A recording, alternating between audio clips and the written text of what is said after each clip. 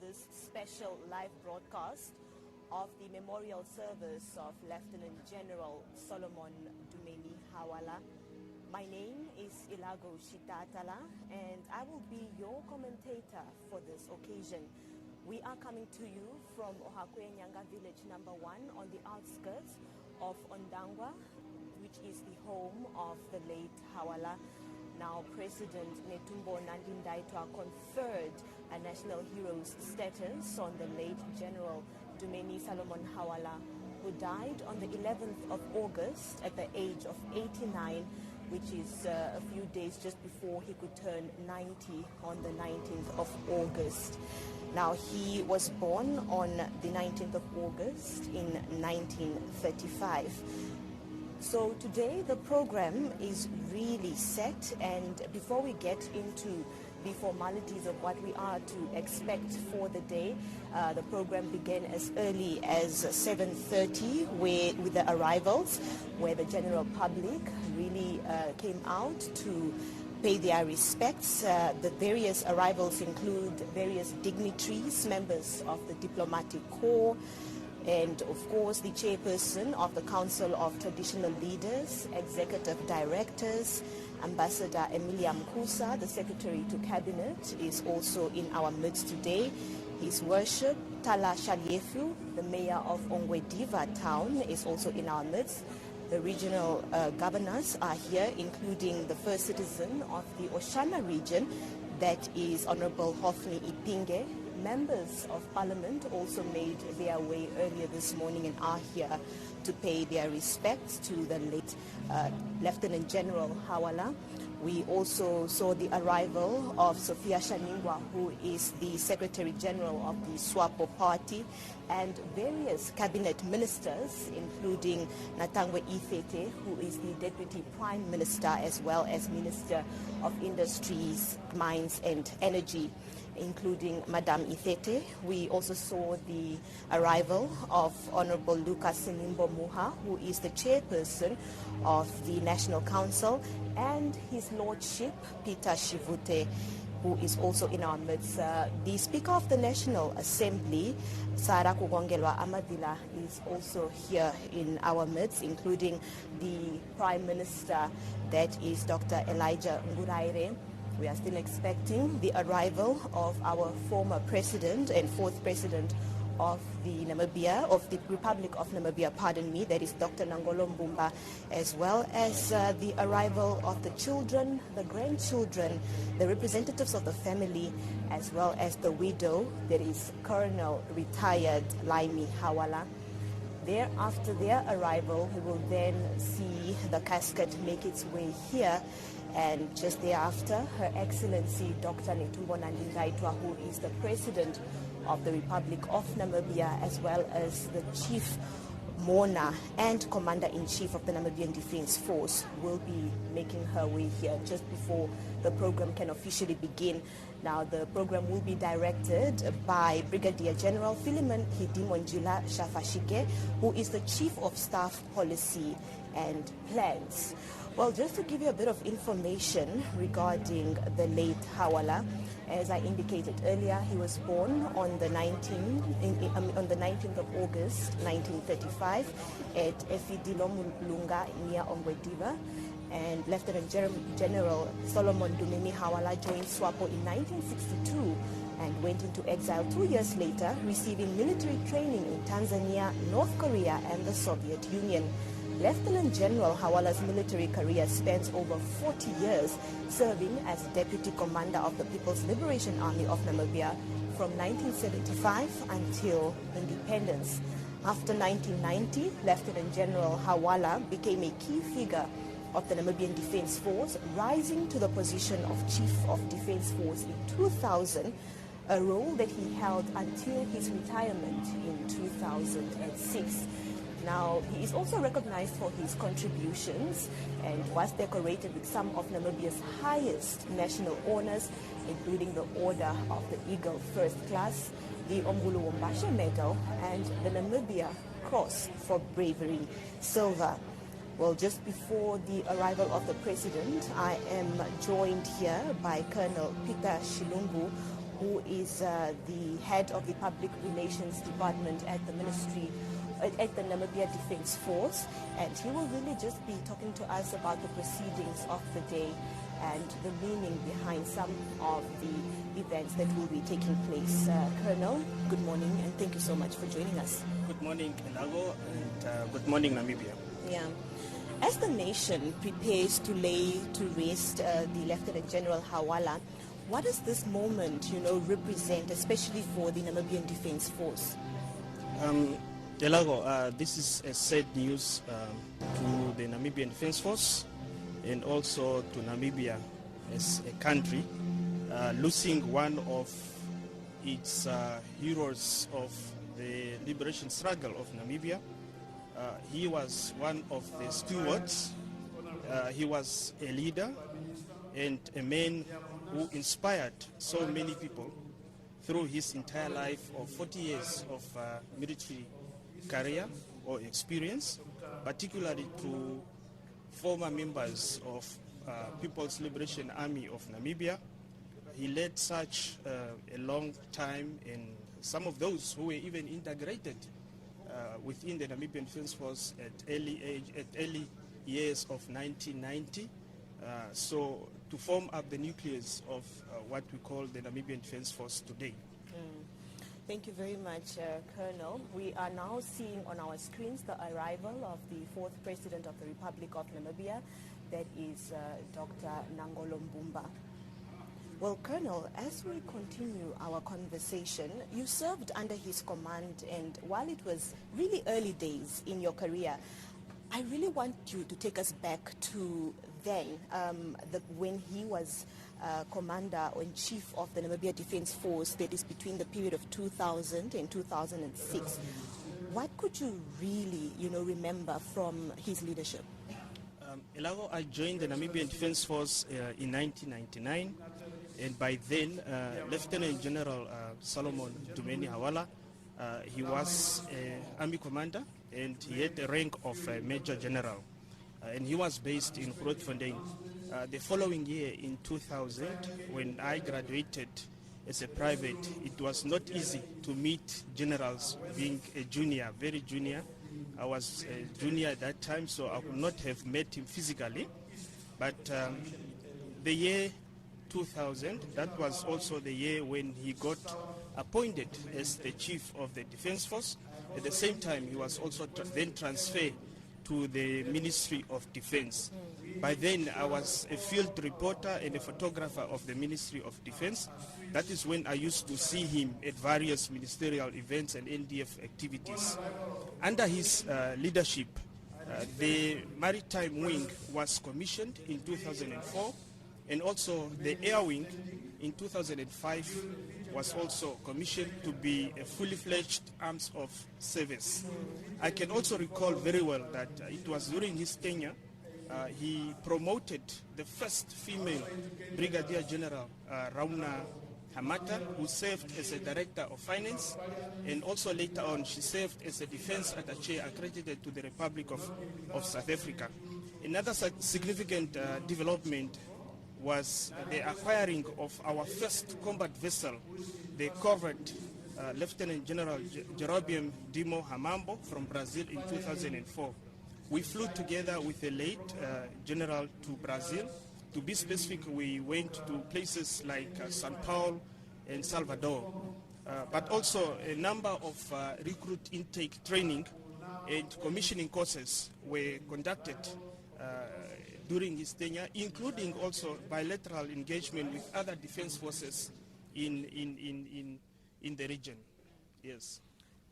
Colonel, as you were speaking, I was also really trying to multitask and keep my ears on the podium, and I heard the Director of Ceremonies announce that we are now awaiting the arrival of the procession. So perhaps we could get into the details of the proceedings of a state funeral of this nature. So what does it typically entail, Colonel? The state funeral, it's a little bit a special funeral, which is always accorded to those who have been recognized In this case, the state funeral for late Lieutenant General Solomon Hawala, the former Chief of the Defence Force, is a highly significant event because it carries deep national, military, and symbolic importance. Lieutenant General Hawala was a veteran of the liberation struggle, whose bravery, courage, devotion, and visionary leadership led to the uncountable scores of military victories against the occupation forces of the then apartheid South African regime. Lieutenant General Hawala has been admired as a military strategist with outstanding combat leadership.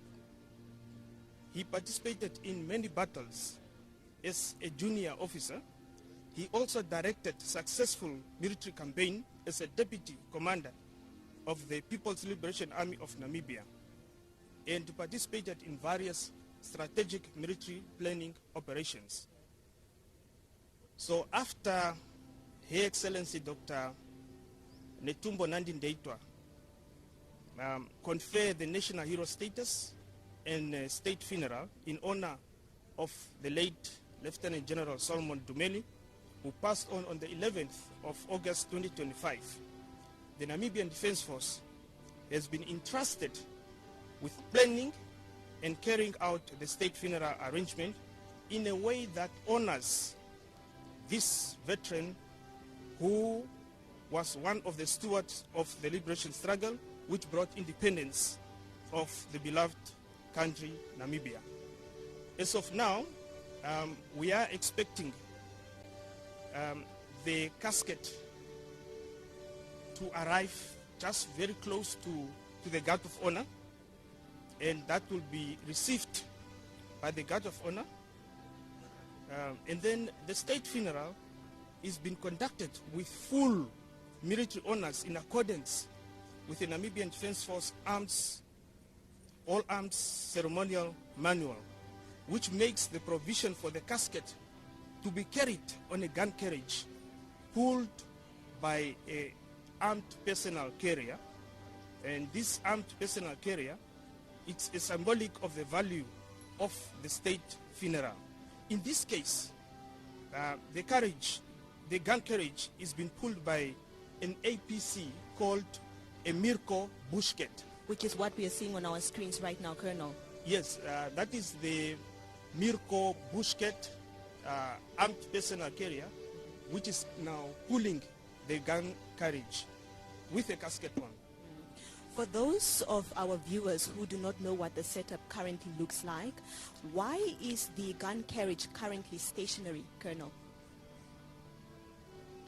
The gun carriage is just stationed very close to the home state of the late Lieutenant General Solomon Dumeni Hawala, and we expect that upon the arrival of Her Excellency, we will move that gun carriage with a casket very close to the guard of honor, and then we expect the bearers and pallbearers to remove the casket from the gun carriage and place it to the designated position in that tent, where now it will be guarded throughout this memorial service, and then the official program will kick off immediately.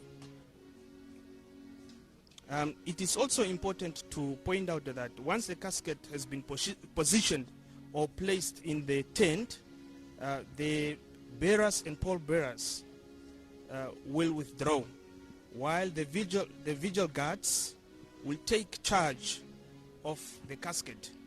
And then on top of the casket, there will be some accoutrements. These are items that belonged to the late general, such as his cape, his medals, his decoration, his sword, and then the national flag that will be draped on top of the casket, or placed on top of the casket during a state funeral. I think the question that lingers in many minds is really just, why is the national flag, as you have indicated, draped on top of this casket? The national flag, it's a national symbol, and the general have served this nation. Now, during state funerals or during a military funeral, because the man was serving the nation at large or the country at large, it is those honors, some of the traditions in the military, that whenever a military person or a military officer have passed on and he is accorded a state funeral or a military funeral, the flag should be now draped on the casket, including those accoutrements that I've mentioned. Those include his ranks, his medals, all his decorations, his cape, and the sword. Because an officer, when you are commissioned, you get a sword from the head of state, who is always the only person who commissioned the officers. So in this case, the sword is also placed on top of the casket. Very well, Colonel. Thank you very much for that explanation. Now, as we continue to reflect on the life of the Lieutenant General, I mentioned in my introduction that the Lieutenant General received military training from Tanzania, Korea, and the Soviet Union, Colonel. So how did this diverse training shape his approach to military strategy? Because, I mean, for one to receive such a training, a diverse training, it could mean that it also added to his style of leadership. Perhaps there was something unique to it that you could identify from this training that he received? Yes.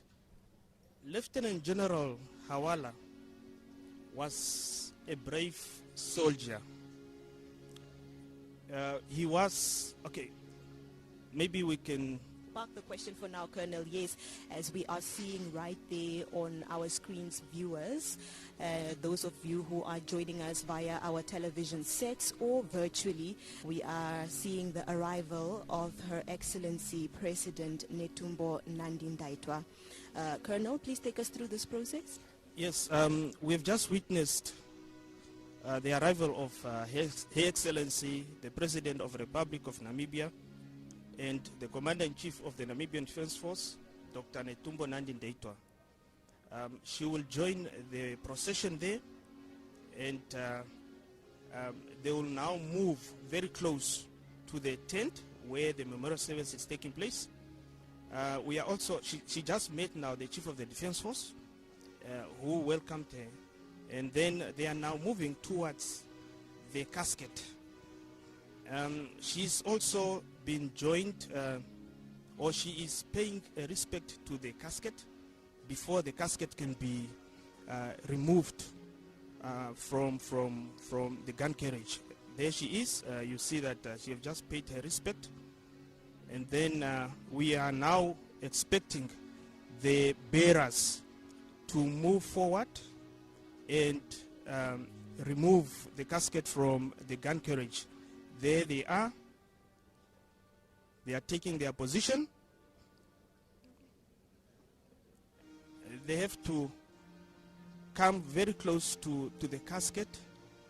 They will salute, or you see, they salute, very slow motion.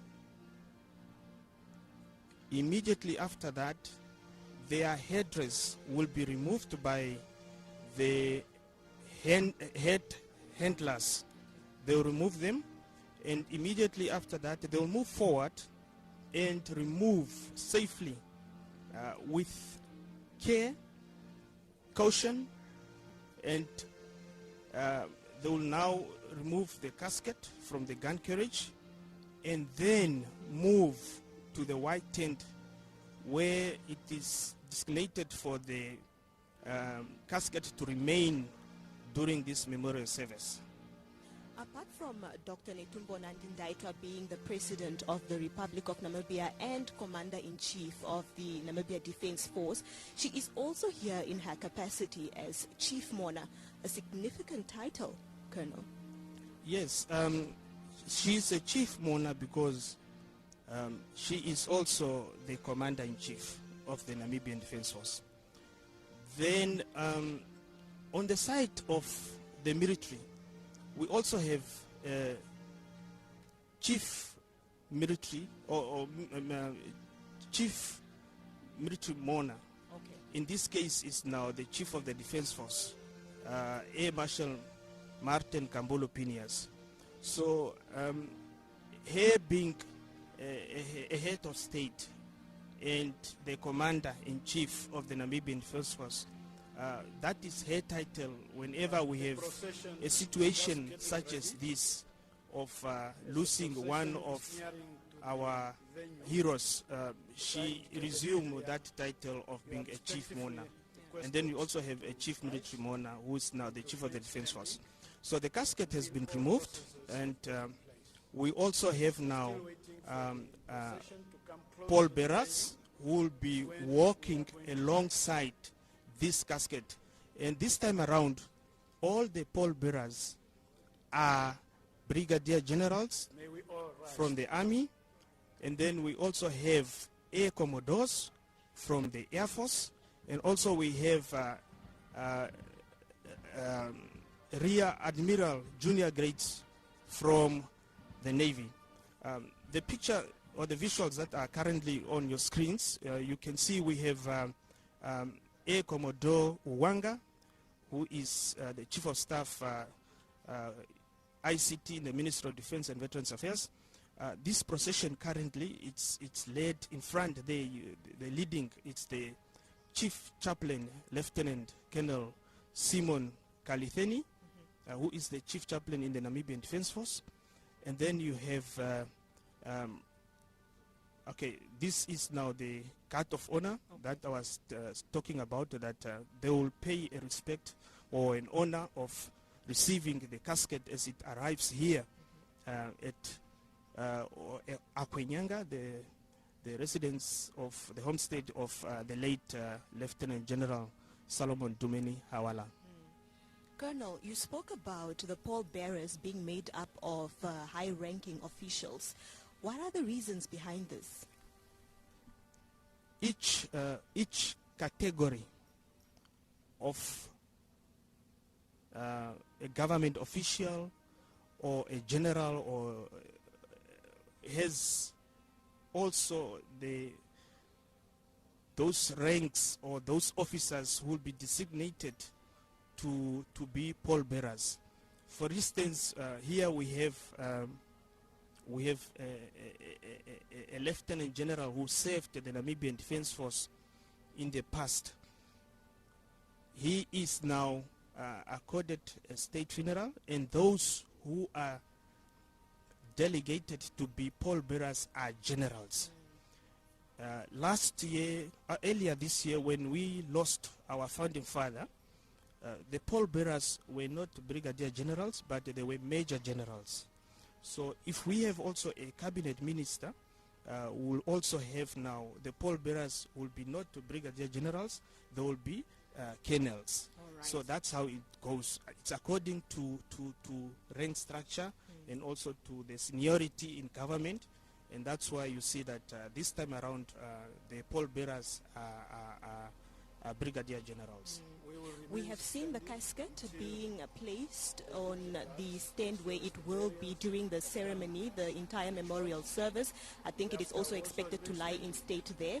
What else is going to happen here before the official program begins? Is there any military processions? What we are expecting now, it's for the casket to be placed exactly. Has it been placed? Yes. Okay. So what we are expecting now, it's for the bearers and pallbearers to withdraw. All right.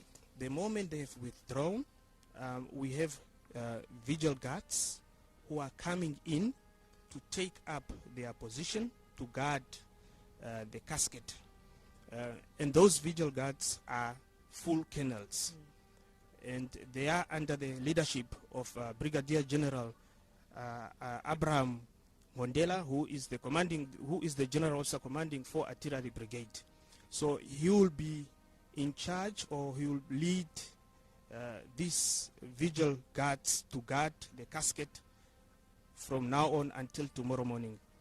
So we are now expecting now You can see that the bearers are almost withdrawing from the casket, and immediately after that the pallbearers will move forward. They will step one step forward towards the casket. They will salute, and they will also withdraw. Immediately as they are withdrawing, the vigil guards are also coming in to take up their position. Well, I guess, Colonel, we should now turn our attention to the official program as the anthems are now being sung. Viewers, let us now listen in on the official program.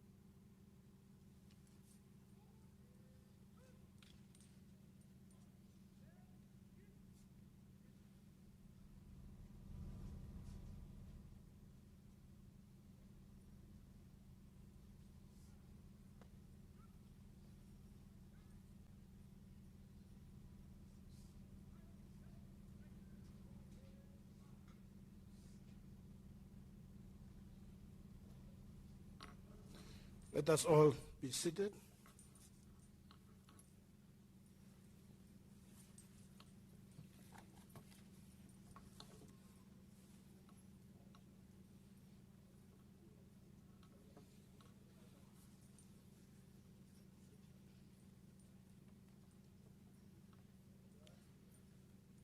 Your Excellency, Dr. Netumbo Nandi Ndaitwah, President of the Republic of Namibia, Commander-in-Chief of the Namibian Defence Force and Chief Mona, and Lieutenant General retired Denga Ndaitwah, the First Gentleman. Colonel retired Laimi Hawala, the widow, the children, grandchildren, and the entire bereaved family of the Hawalas. Her Excellency, Ms. Lucia Vetboy, Vice President of the Republic of Namibia. His Excellency, Dr. Nangolo Mbumba, Fourth President of the Republic of Namibia. The Right Honorable Dr. Elijah Ngurare, Prime Minister of the Republic of Namibia, and Dr. Ngurare. His Lordship Peter Shivute, Chief Justice, Honorable Lucas Sinimbo Muha, Chairperson of the National Council, Honorable Natangwe Ithete, Deputy Prime Minister and Minister of Industries, Mines and Energy, Honorable Ministers present, Honorable Sophia Shaningwa, Secretary General of the SWAPO Party, Honorable Emmanuel Nashinga, leader of the official opposition in the National Assembly in absentia, honorable members of parliament present, Honorable Othni Ipinge, governor of Oshana Region, and all governors present, His Worship Tala Shajefu, Mayor of Ongwediva Town, Ambassador Emilia Mkusa, Secretary to the Cabinet, Kwab Emmanuel Kaseb, Chairperson of the Council of the Traditional Leaders, and all other traditional leaders present, Your Excellencies, members of the Diplomatic Corps, Air Marshal Martin Kambulu-Pinias, Chief of the Namibian Defence Force, distinguished service chiefs of the Namibian Police and Namibian Correctional Service, executive directors present, all men and women in uniform, senior government officials present. I also like to recognize our distinguished veterans of the liberation struggles and friends, fellow Namibians, members of the media, ladies and gentlemen, good morning. I am Brigadier General Philemon Hidimonjela Shafashike, your Director of Ceremonies. Distinguished mourners and fellow Namibians, we are gathered here today under one purpose: to honor, to celebrate, and to bid farewell to a towering figure of our liberation struggle and the Namibian Defence Force, the late Lieutenant General retired Solomon Dumeni Hawala. This is a solemn yet proud moment. Solemn because we have lost a father, a commander, and a national hero. Proud because his legacy is written in the blood, sweat, and sacrifice that deliver us freedom and safeguard our independence. From the dust camps of Kongwa in Tanzania to the ranks of Deputy Commander for the People Liberation Army of Namibia, and later, after independence, as the first Army Commander and as the second Chief of the Namibian Defence Force, Lieutenant General Hawala name will remain carved in our national history. He was not just a soldier, he was a leader of men, a mentor to the generation, and a true son of the land of the brave. Abraham Lincoln once said, "It is not the years in a man's life that count, but the life in his years." In General Hawala, 90 years of life, every moment was dedicated to Namibia and her people. We gather not to mourn today only, but to celebrate a well-lived life.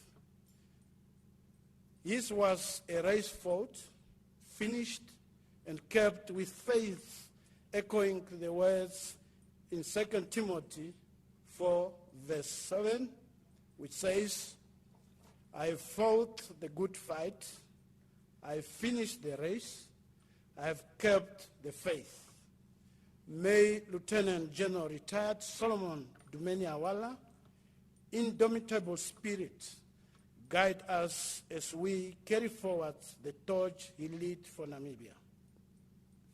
I will now go direct into the items of our program, and hereby now would like to invite the Namibian Defence Force Choir to give us a performance in the form of a song. The Namibian Defence Force Choir.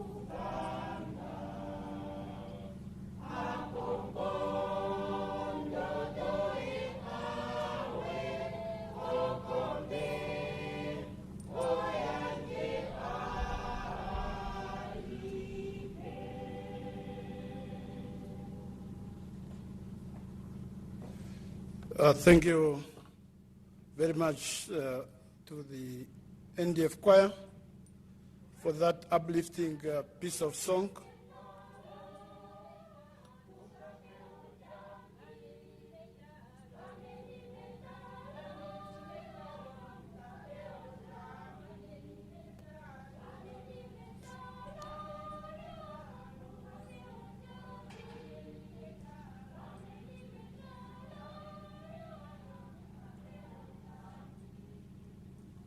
Thank you, thank you, thank you.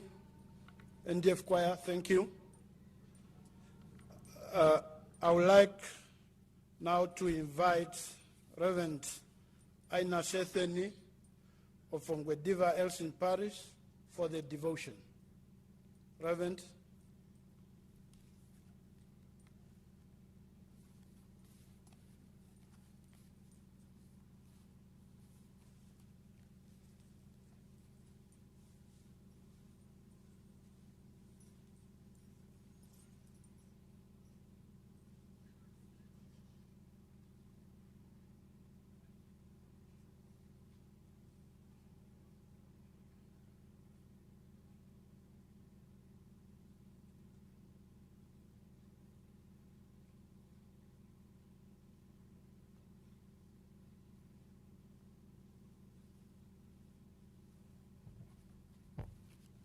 Oceana, Oceana,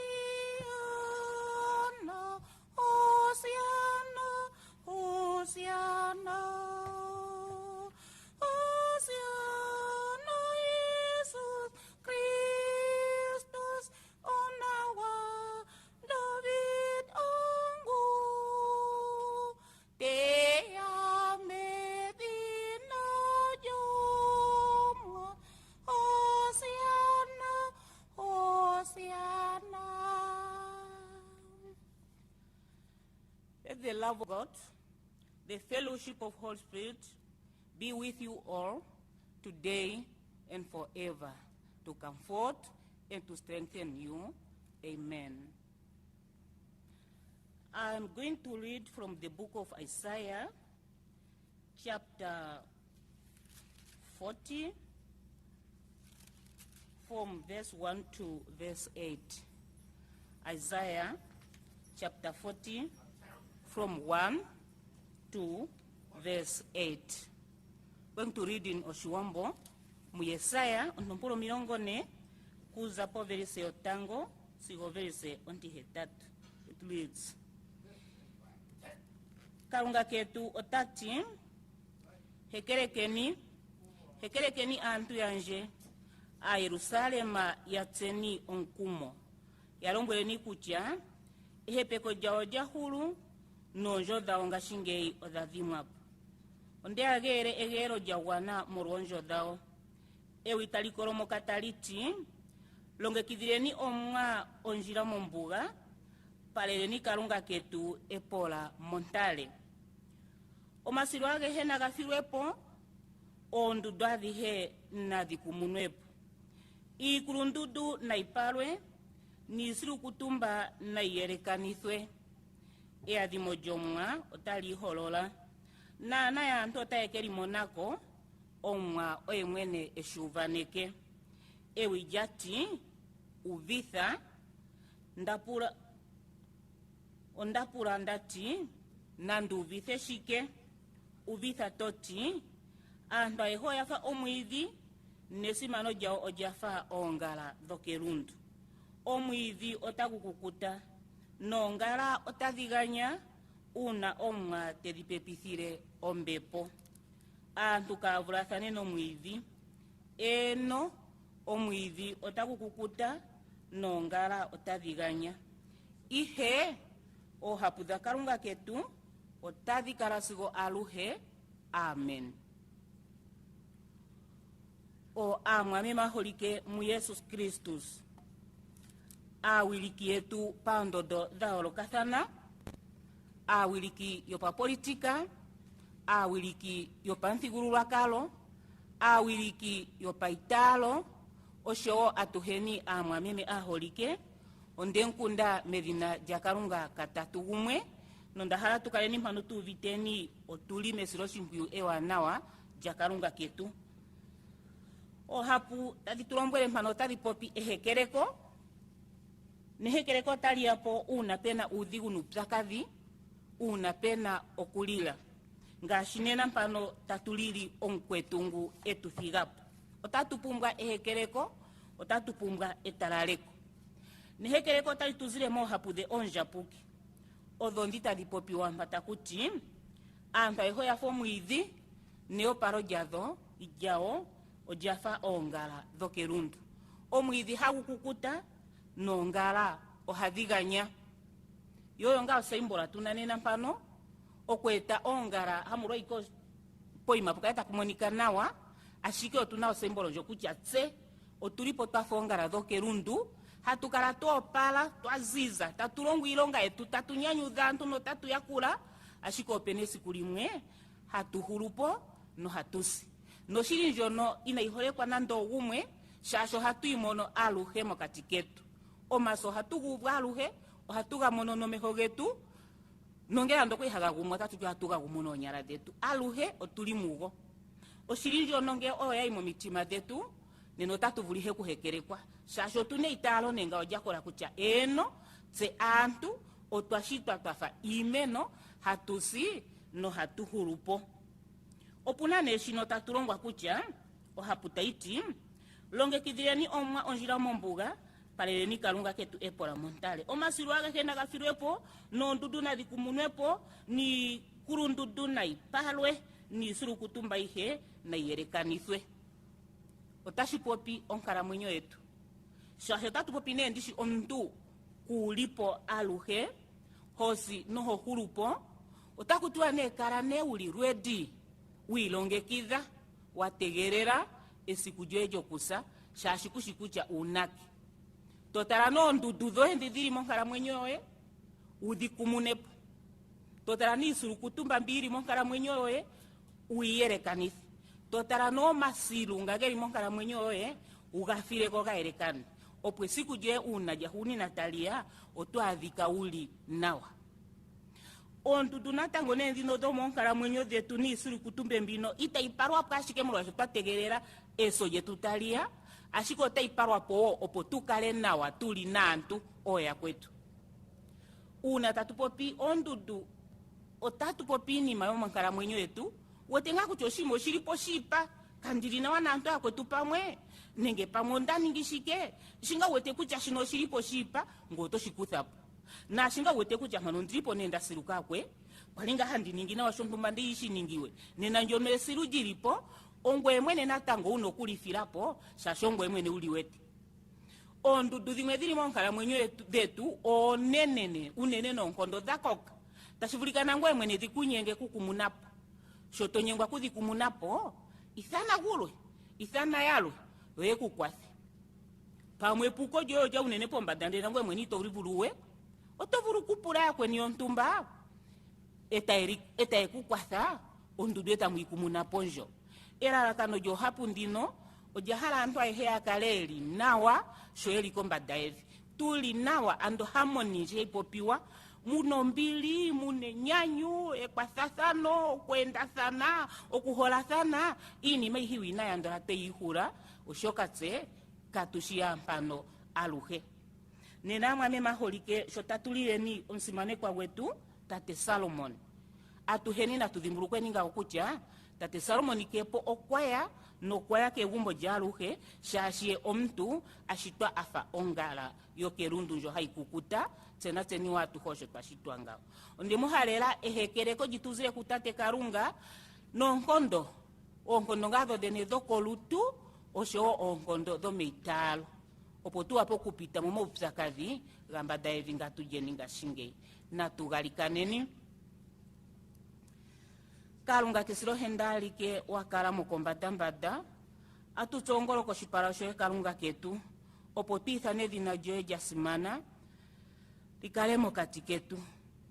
Kalunga kisilo henda otuli muyoni mbu uno maudhigo genji no mpsakadho genji. Otwahala kuiganja kungwe tulingashi tuli, ongo emwene ukalo nsilishi mpuyu wetu.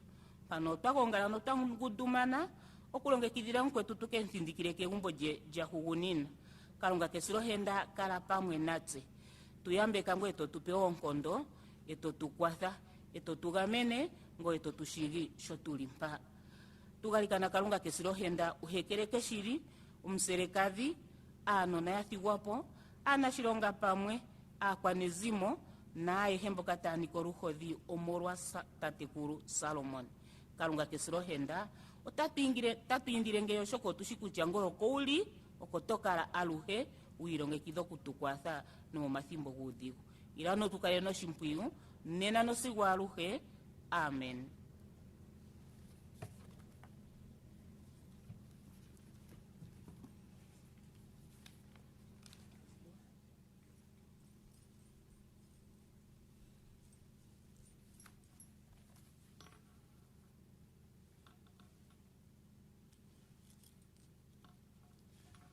Thank you, Reverend, for the words of devotion and comfort.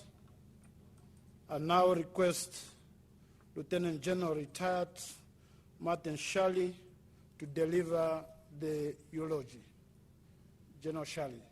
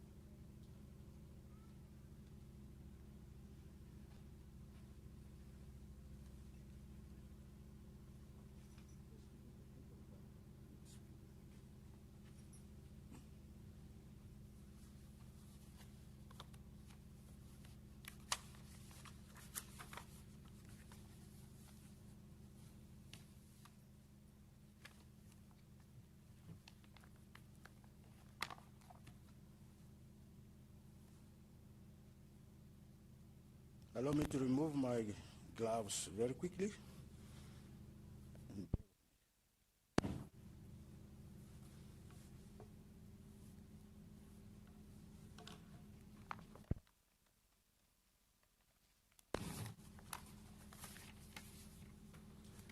The directors of ceremony,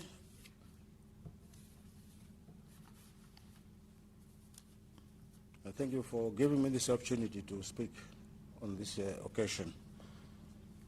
Before observing the protocol as established by the directors of ceremony, I would like to salute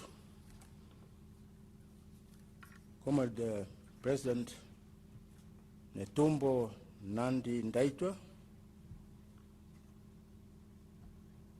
Commanding Chief of the Namibian Defence Force, and Chief Mona.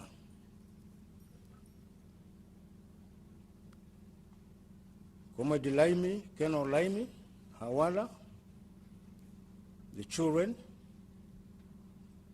the entire bereaved family,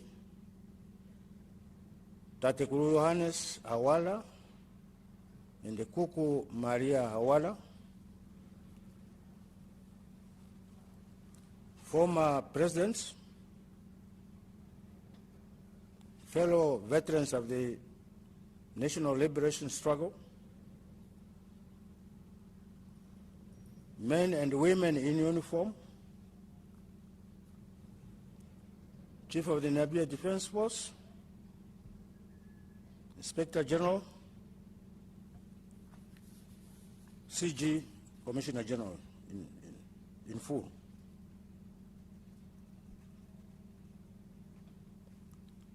If you have left anyone out, blame me not. Blame those who have established the protocol, which I'm going to observe.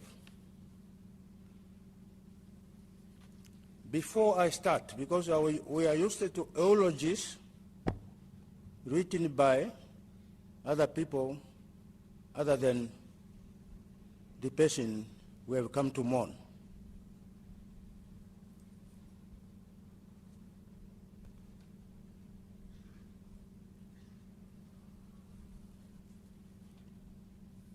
And why is it so? Since end of last year, and the Colonel Laimi and 1-2 other guys are witnesses to what I'm going to say. General Hawala, late now, has been insisting, calling me constantly to come to his place here to help him to write his eulogy.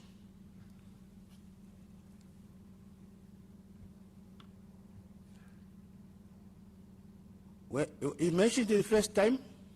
Second time, he asked his wife to convey the message.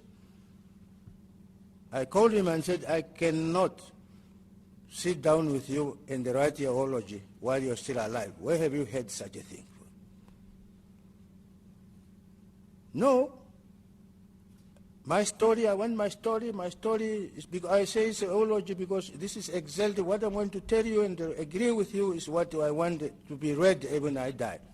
At my memorial service or burial, if any. And I said, okay, then I will come.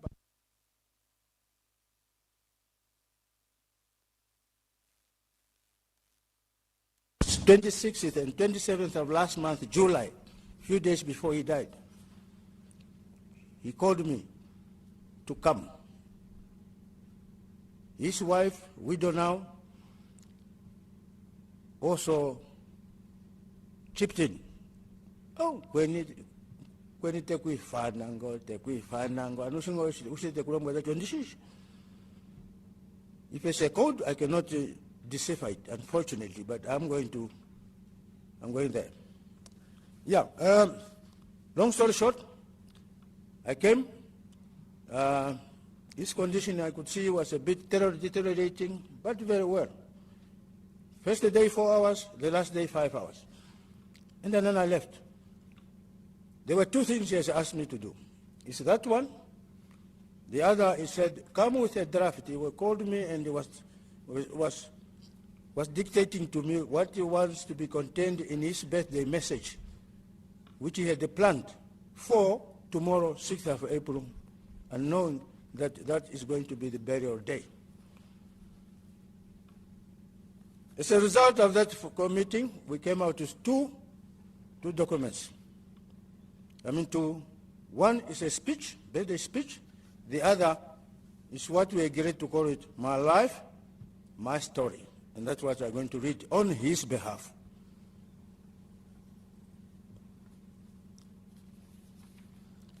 The language here is simplified.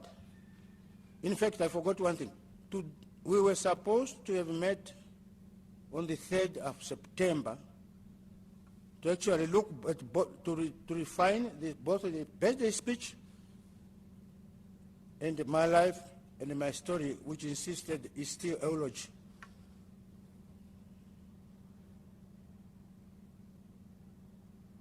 Here's my life and my story. My name is Angula Dumeni Solomon Dumeni Mateus Hawala. Born on the 19th of August 1935 at Ongwediva, Fidilo Murunga, near Ongwediva, just a kilometer or so from where we are, in what is today Oshana Region, northern Namibia. Before anyone asks where I got the name Jesus from, let me explain. In Lusaka Township, in one of the Lusaka Townships, we shared a room with Comrade Yesha Anyamu and Comrade Nestor Iambo. One day in the middle of the night, and out of nowhere, I just jumped up and called the name of Jesus so loudly. That woke up Nestor and Yamu, and then they started now laughing. Hey, what are you dreaming about? Yeah. Then the story started. Yes.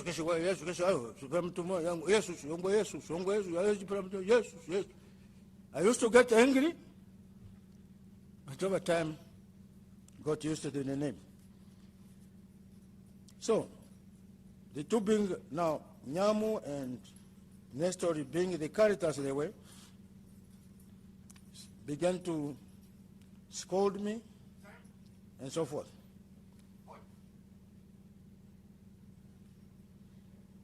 I did not choose it, nor does it form part of my name, officially at least.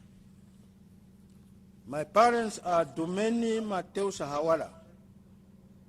Dumeni Hawala, originally from the Handa, Kipungu, and the Ombaja tribes of southern Angola, and the Monica Kapanda from Okwambi tribe, with origins from Ongumbi and Onganjera, where she migrated from.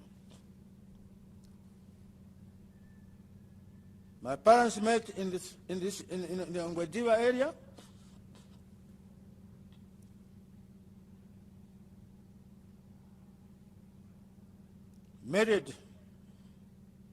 Got married, and as a result, out of this marriage, I'm reading, out of this marriage, 10 children were born, 6 boys and 4 girls, out of which only 3 remain. I want you to listen carefully. Now, the rest of my siblings were Naomi, Simeon, Amy, Linekera, Johannes, Martin, Maria, Martha, and Emmanuel. I was baptized in the Lutheran Church at Ongwediva by a Finnish pastor, Koivo, on the 15th of September 1935, and later confirmed in the same church by another Finnish missionary, Martinen, on the 11th of November 1954. As a boy, I had to attend to household chores, such as attending to family animals, collecting water, cultivating my hangu field, gathering firewood, and so forth. In 1940, our homestead moved from Fidiro Mlunga to Ohakweenyanga Village, to this very place. This is the edge. This is the edge of their original house. The reason for that movement was my father was hired by Shongola, the native commissioner in Ovambaland, to set up a vegetable garden. Shongola is notorious. I think everybody knows. He was not a Wambo speaking. So my father, being originally from Angola, had the necessary skills and knowledge to grow fresh produces. We as a family benefited a lot from this garden and orchard,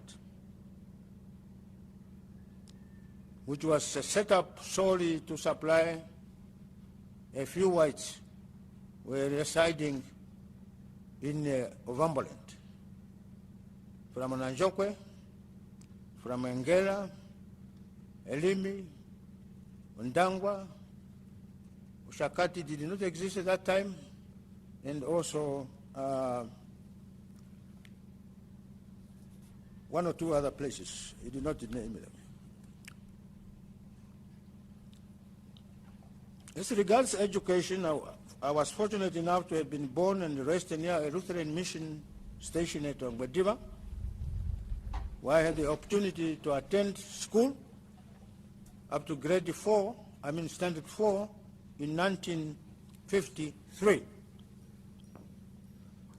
Some of my teachers were Gerard Shaketange, and Abraham Nyambali. 1 year after leaving school, I assumed a temporary employment with a company called Damilion in Ovambaland in 1955.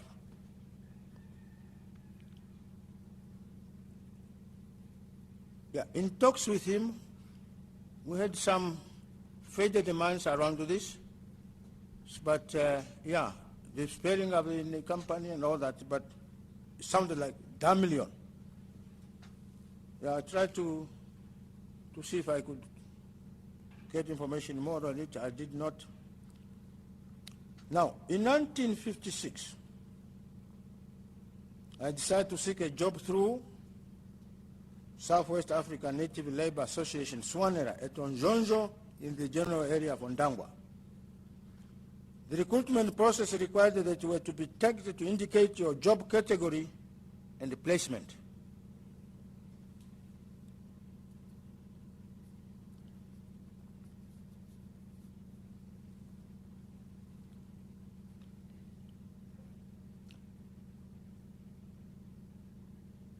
Transport was arranged from Ondangwa to Grootfontein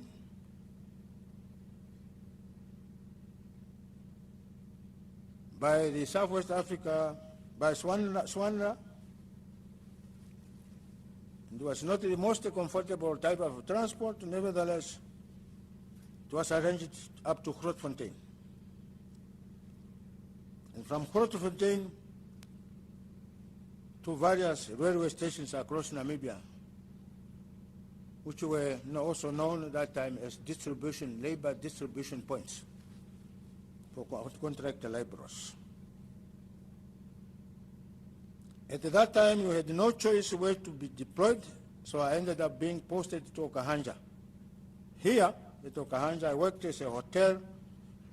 At a hotel, it sounded like it's Verenershof as a general worker for 18 months, earning 8 shillings a month before I returned home at the end of my contract.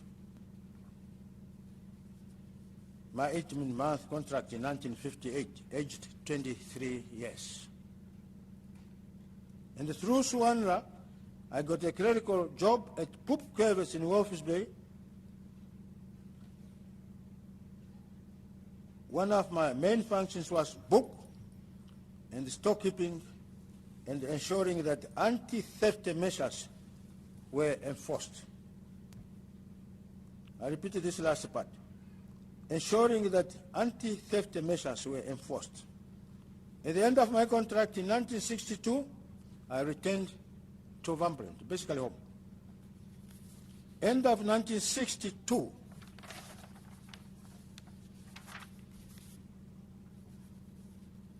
I traveled to Windhoek in search of better work opportunities and landed a job at another hotel, Harnerhof. This time doing general upkeep work such as cleaning, gardening. So, and this time, fortunately, the contract period was reduced from 18 to 12 months.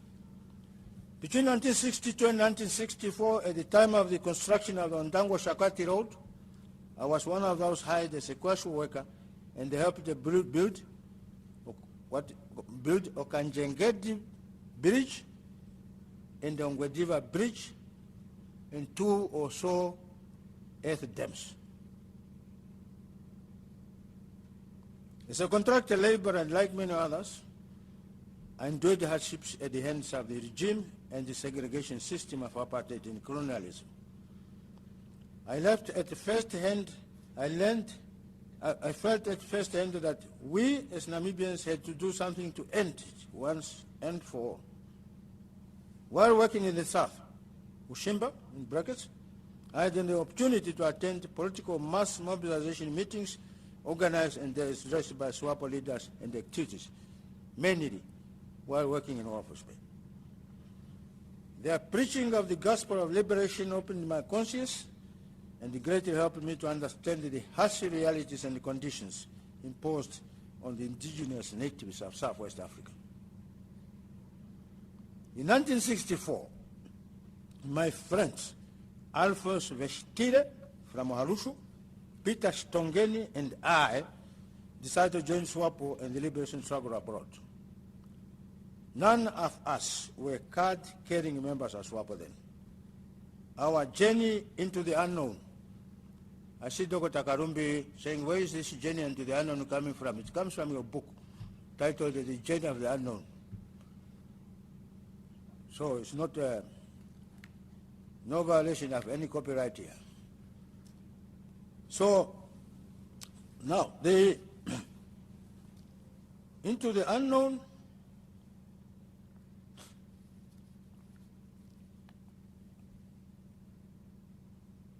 started at Oharusho on foot, through Omundangiro, Omboloka, and to Kure Kuru, the famous route. From whence we traveled by road on Wenera tracks to Shakawe, Botswana, pretending to be recruits for the mines in Johannesburg. In effect, we were potential recruits already. He adds. From Shakawe, we were flown by Wenera to Francistown, Botswana again. To be in an airplane for the first time was and remains the most memorable moment of my journey into the unknown. Since our real intention was to join SWAPO in Tanzania, we escaped before we could be taken to Wenera compound. Those who have traveled this route, like Comrade Nangolo Mbumba, Nas Angula, and others, remember very well what it means. That is not what, that one is my own. Now, we escaped before we could take to that compound. In the process of finding our way to northern Rhodesia, we stumbled upon a funny character whom we at first did not trust. This short gentleman is talkative and instructive. He was Comrade Maxton Joseph Mutongolome. He took us to a place called the White House, where we found other Namibians and South Africans also on their way to Tanzania to join SWAPO and NC respectively. Our trip to northern Rhodesia took about 7 months to organize, such that we only arrived in Lusaka 2 days after independence in October 1964. Comrade Lucas Pohamba, then SWAPO chief representative in Zambia, organized our trip by train to Mbeya, Tanzania. In Mbeya, which was we called it like a screening in the recruitment point, meaning you could only pass on Mbeya if whoever was in charge could indeed determine, one, you are Namibian, you are Ghanaian, you are not a spy, you are this and all that and that, so you could go for training or go to school. This was from the discussion. The short okay, no, sorry, our trip, Comrade Lucas Pohamba, then SWAPO chief representative Zambia, organized our trip by train to Mbeya, Tanzania. In Mbeya, we were received by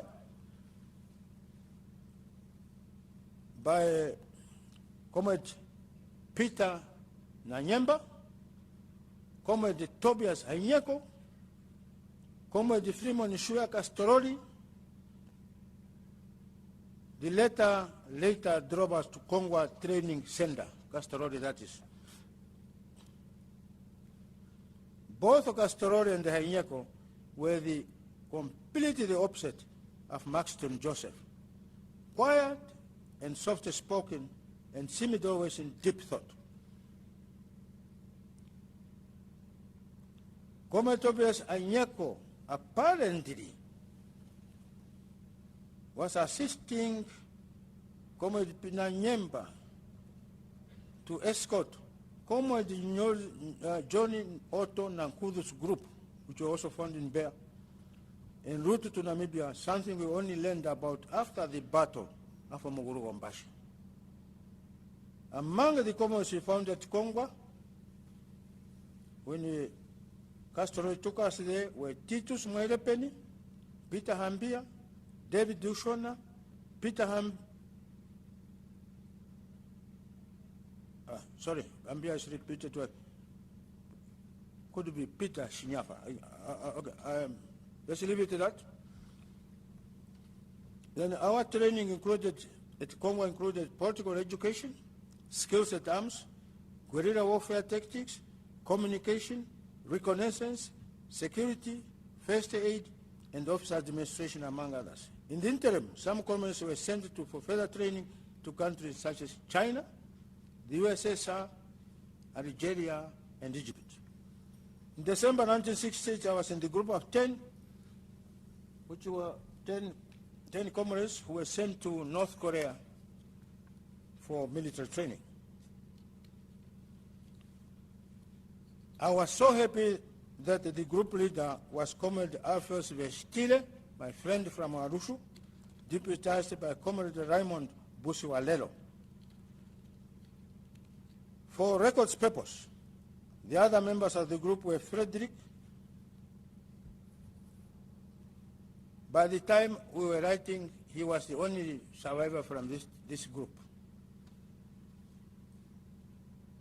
And since he was put in what he called an eulogy, I confirmed with him whether it's appropriate to mention his names or not. So I said, so what? By that time, there will be none of us to be asked any questions, including Semini Oma and Peter Nanyemba who sent us anyway. Yeah, just want to mention that part, but it's not written here. So therefore, having agreed, their names were Frederick Matongo, Martin Ndopu, Job Tobias, Andreas Oshana, Philippus Nandenga, Gilbert Kahukwena, and Lucius Kambangula, and me, Dumeni Hawala. The training was both mental and physical demanding. It lasted for 1 year or 10 academic months. And we ended up specializing in combined combat skills at company or detachment level. I want to explain one thing, particular to the military, because when you read company and detachment level, this is the only thing we could agree on that you could put in on this paper. The Korean structures were completely different names. They're not called detachments, no company. They're completely something else, and we had no other way to put it. So understand that. But it was more or less at that level. How many people you could command, and so forth. On return in 1969, I was assigned to the office of SWAPO Chief Representative in Lusaka, Zambia, as Assistant Representative to Comrade Salmon Mufima at the SWAPO Headquarters Office in Lusaka.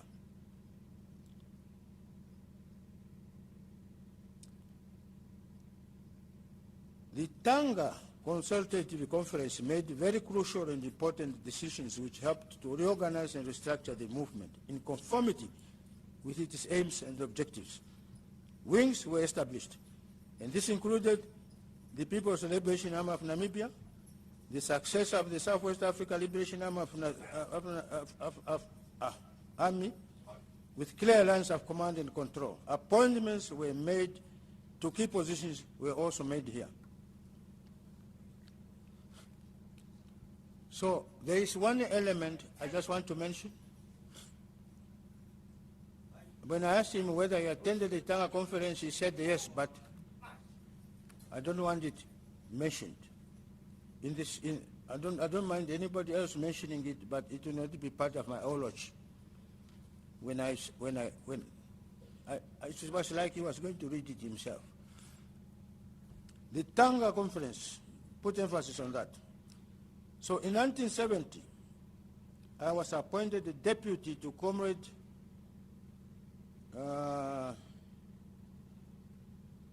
he said Sakaria Shikomba, but later on I realized apparently there was no such person as Sakaria Shikomba, but there was, what is this guy's name?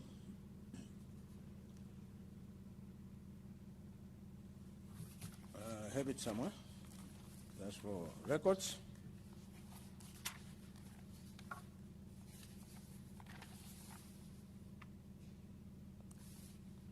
No, I think, yeah, okay. Let's leave that. But Shikomba. Then the chief representative in Zambia, this combat now, and served in that position until end of 1971. When Comrade Nyamo became chief representative, I was made chief administrator in the head office. Why? I asked him so. He said it all had to do with the name Jesus and the fight we almost had over the name.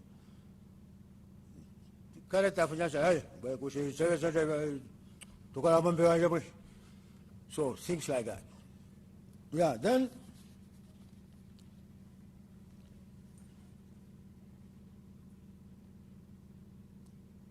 between 1970 and 1971, the Eastern region was under the command of Comrade Abisai Hangome, assisted by Comrade Yona Saidua, with others in the mix. Lines of control were quite blurred at that time. It was hardly difficult to tell who is actually in charge of this or in charge of that and all that and all that. But, however, the struggle, the armed liberation struggle continued.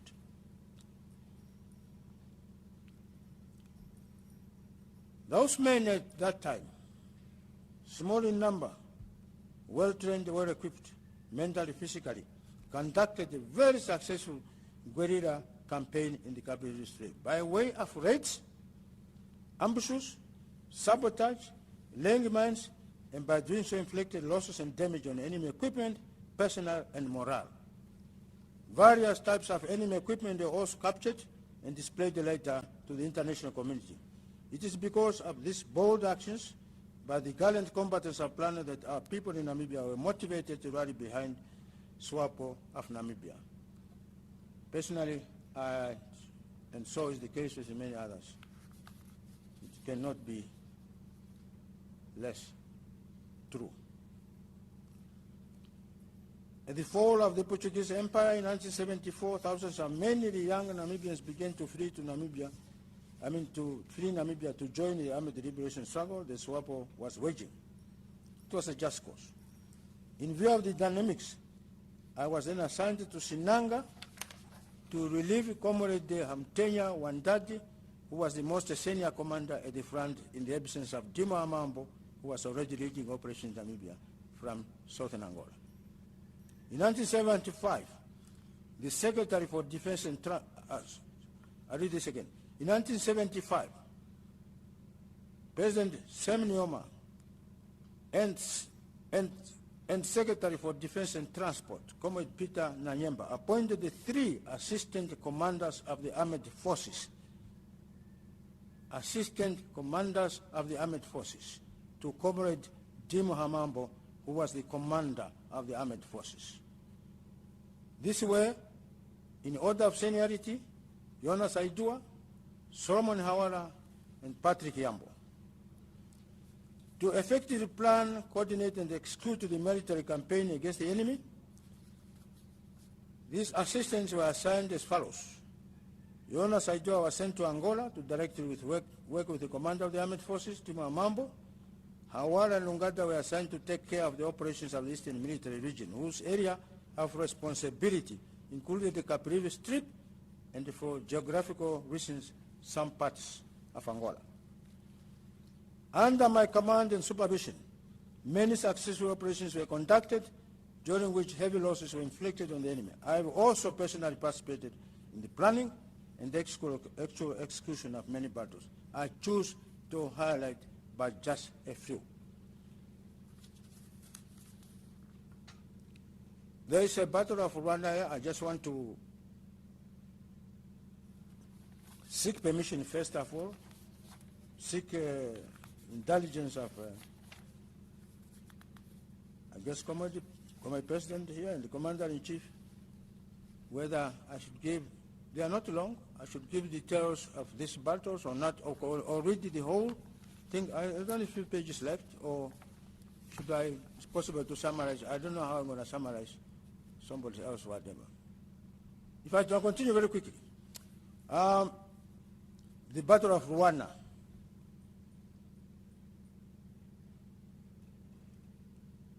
In an attempt to stop SWAPO fighters from infiltrating in Namibia using that strategic corridor, the enemy established a base at Shinjabela. The base was a staging post of incursions into Zambia to attack plant bases and conduct search and destroy operations in Angola. I ordered my forces to take care of the area and not allow the enemy to dictate terms on us. So several successful operations were carried out in that January. As a practice in war, the enemy decided to reinforce the base instead of abandoning it. Thus made them an ideal target. I gathered my troops with all the necessary equipment and launched an attack, resulting in so many enemy soldiers being killed and the bulk of their war material destroyed. It was a great success on the part of SWAPO. Comrade Patrick Lungada, the Assistant Commander of the Armed Forces, sustained serious injuries in this historic battle in 1976.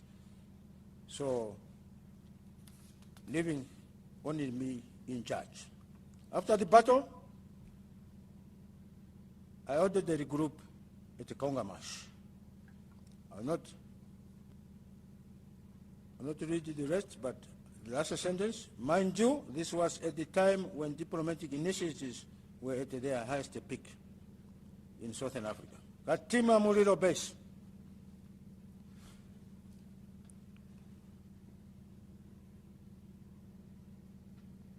This is one of the most famous battles, and I summarize here. Why did it take place? Yeah, he's outlined what he actually did here.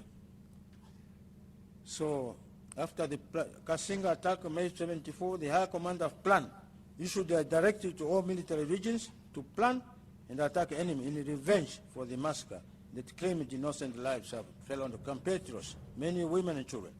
Upon receiving such a directive, I instructed my staff to start to plan for a major attack on Katima Mulilo, a target I've chosen because of its strategic importance and impact on the morale of the enemy and the local populace. Preparations included things such as intelligence gathering to determine exact enemy weaknesses and strengths, enemy morale, routines, exact location, fortifications, weapons and equipment, and the best approaches for attack. After sizing up the mission, I ordered an operation order be drafted for my approval. Before approval, a rehearsal has to be done in order for every fighter partaking in this battle to understand his or her role, but without compromising the operation. So by August 1978, it was all systems go. I took charge of the operation by leading from the front. In August 1978, Katima was successfully attacked, causing death to the enemy and massive destruction to equipment and base infrastructure. Enemy announced 11 of their men killed and others seriously injured. Seriously injured. Own intelligence assessment told a different story and put it in number higher, but all the same, it was a mission well accomplished. This event was broadcast and wide throughout the world. This battle will remain with me up to the last breath of my life. I hope it's the case with the comrades with whom I fought in this battle. Battle of Singalamwe. This base has been for a while a nuisance and a great obstacle to SWAPO, and therefore its complete removal was overdue. Few options were available, such as increasing pressure on the enemy by hit-and-run tactics, harassing fire, laying mines and ambushes. I chose the ambush option. I ordered that a major ambush be led on the Sangalamwe-Katima Mulilo Road with the aim of inflicting as much as possible and send clear message that SWAPO means serious business. On the 9th of February 1978, an ambush lay in waiting for unsuspecting enemy.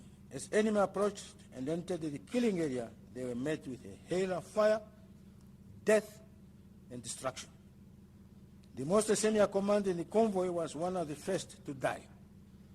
During a first fight, Comrade Hendrik Congo was killed in action, but not before he destroyed enemy command vehicles and one or two more. Let me pause here and explain one. There were two Hendrik Congos, one who sacrificed in Angola, the one who sacrificed in Zambia. Don't mix the two. Because I had many people questioning, no, he did not die in Angola. Where did he die? Zambia. So, you're not talking about the same person. Then we salute and remember him still. Later, more and more ambushes occurred on this road to the extent that the enemy dubbed it as a road of death. And I agree. That's exactly what I intended it to be, hell on earth. Quando came the battle,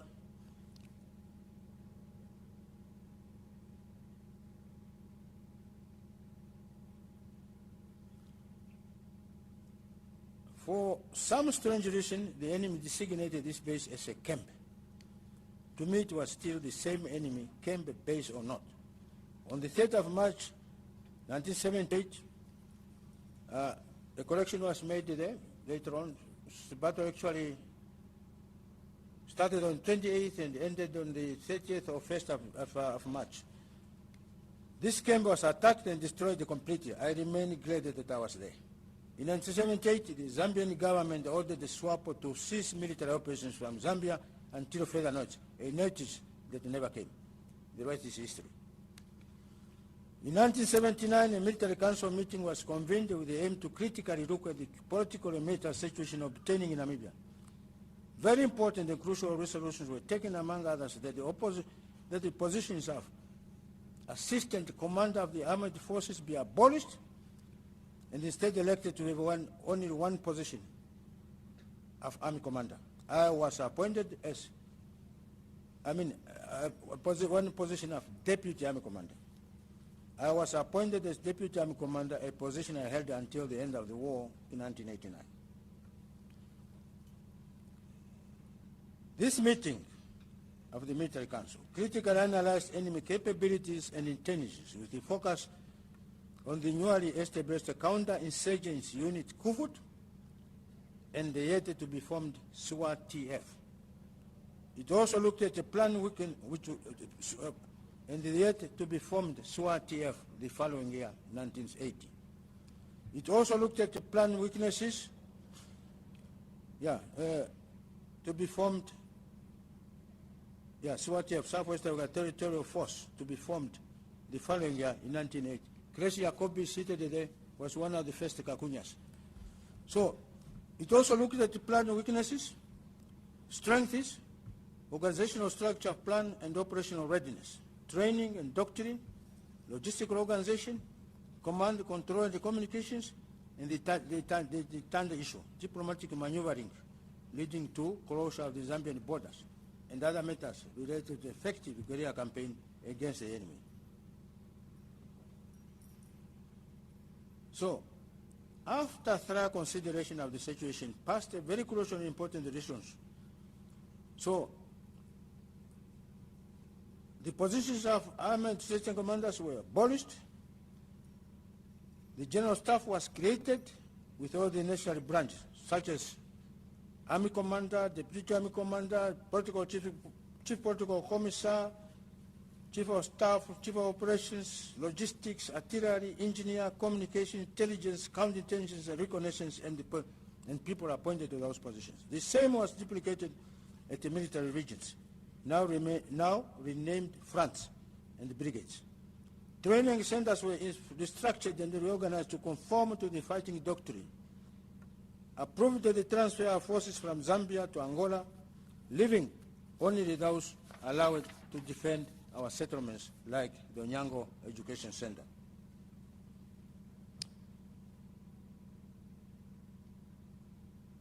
So when I left Northeastern Front, I handed over command of the Eastern region to Comrade Echensfeld Yomba Baby, a native of Machete. Positions held in SWAPO. In 1971, I was elected as a member of the Central Committee. I was elected to the Executive Committee, now Political Bureau, in 1981.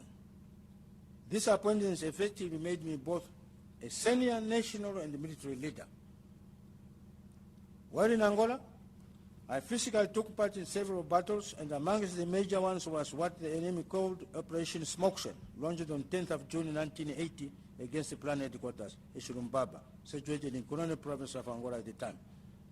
This was the largest operation, according to available data, that South Africa has ever carried out after World War II.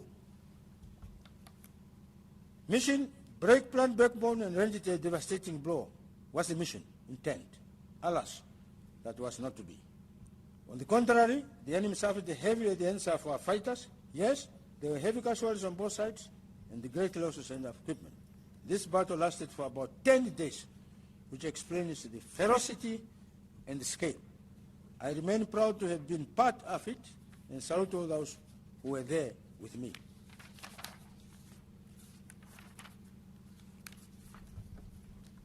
We're almost there. In 1981, I and the 9 other comrades were sent for further specialized training in the USSR. This training was about, he provided the names. There are still 5 living, 5 no more, and I intend not to read their names. Bear with me, but they will be available. This training was about military combat work and special security services, counterintelligence, information collection and analysis, counter-revolutionary activities, VIP protection, guerrilla warfare operations, and many, many others. On my return in 1982, the leadership of SWAPO put me in charge of General Security Services of SWAPO, while at the same time retaining me as Deputy Army Commander. My terms, conditions, and the responsibilities were clear.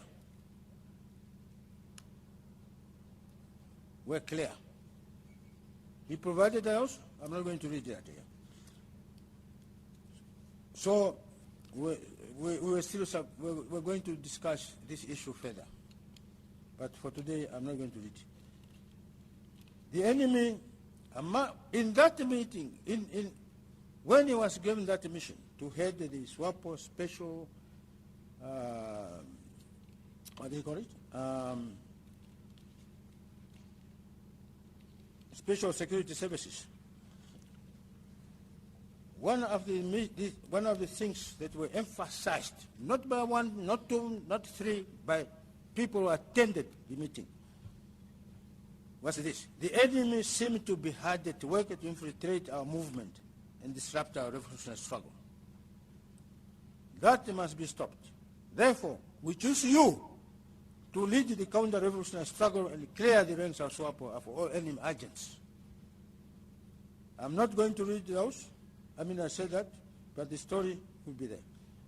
Director, if you allow, I want to ask the children to come forth while I continue to read. The children, the 6 children of Meme Laimi and the General Hawala, or Colonel Laimi and General Hawala, to come forth while I continue to read. After 25 years, I was repatriated to Namibia in October 1989 together with my family. This was 2 years after Laimi and me got married in Rubango. Laimi's full name is Laimi Pamekeni Povaneko Nimpuku, remember, on the 4th of July 1987 in Rubango. The groomsmen were Jonas Kapapu, late now, Kapapu Mbwelawemadi, same person, and Alphonse Ngiyama, also late. The bridesmaids were Johanna Intamba and the Helen Amara. Johanna still alive, Helen Amara late.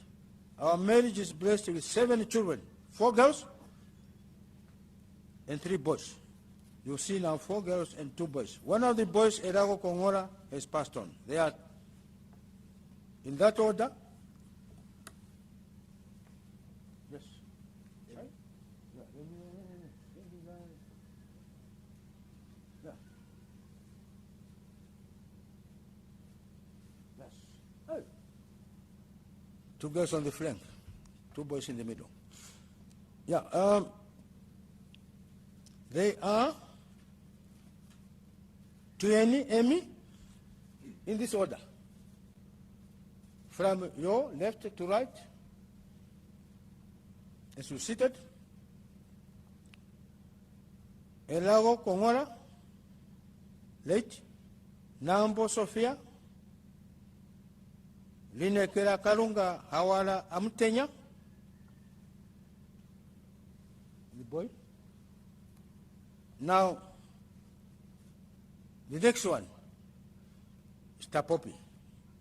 But listen, yeah, his real name is Tapopi Nokokule, Tapopi Tawawana,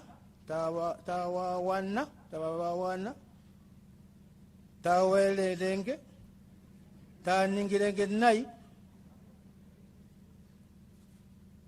Lonumoro. Did I read it properly? I think so. Tapopi Nokokule, Tapopi, Tawawana, Tawele Renge, Taningirenge Nai. Then Nemuno Naufiku, and the Pamekeni Povaneko Nimpuku Lime, named after the mother. Please. Go, get seated. Thank you. I am also blessed with 9 lovely grandchildren, Uwanga Ananias, Namonyo Tonateni Hilda, Jessica Yvonne, Junior Nero, Sandara, Mauro, Dominico Jose, Sishani Kendi, Tangeni Omwene Ezra, and Panduleni Omwene David. My 3 great-grandchildren are Joshua Mutongo, Abel Nambaro, and Abel Nileng. When you look at the ages here, you will not believe that they can give, if there's anyone who can give a grandchild among them. They look so young. After 23 years of a protracted armed struggle, a diplomatic solution was reached, the details of which are contained in various accords and agreements. Chief among them was the UN Security Council Resolution 435. I omit about 6-7 lines and go on to, on the 21st of March 1990, Namibia became a free and independent country with Semen Yoma as president. 1990, I was appointed the first ever army commander by Comrade President Yoma and Commander-in-Chief, and was conferred the rank of Major General. When General Dimo, the first Chief of Defence Force,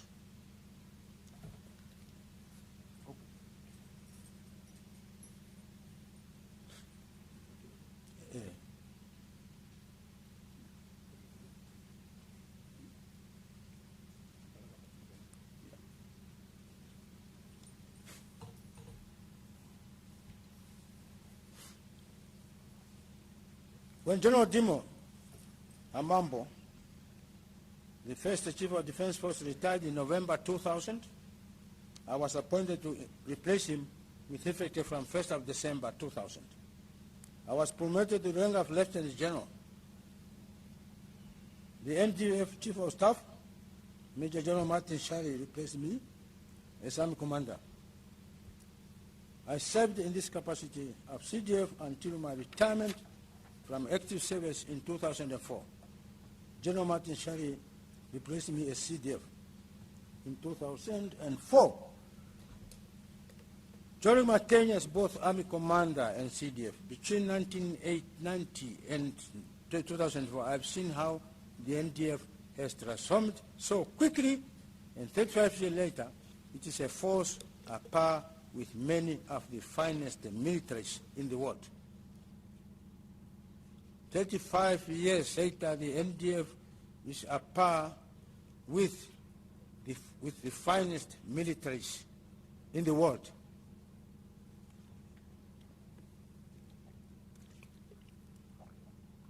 They could probably take on Israel if they want to.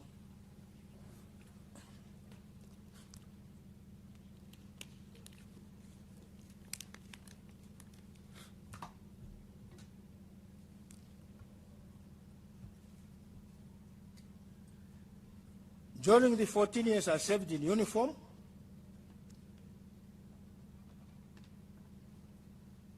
the NDF was carried out many operations. in terms of civil, military, flood and road relief, search and rescue, transporting election materials, fighting wildfires, assistance to civil power and police, that is, in combating crime. Among the combat operations, I'm just singling out three. The 1998-2000 campaign, military campaign in DRC. Giving details and reasons, I'm not going to get there. Now, counter-insurgents operations along our northern borders. Counter-insurgents operations in the Caprivi region, now Zambezi region. The NDF has undertaken many peacekeeping operations in many parts of the world. I also oversaw the induction into the Namibian Army of 2 belligerent forces in conformity with the national reconciliation policy and nation building. Recruitment into the NDF of thousands of ex-combatants as part of the peace project. As a result, I was awarded the medals, Omuguru Wombashe Medal. Before I continue, this medal was supposed to be Omuguru Wombashe Medal.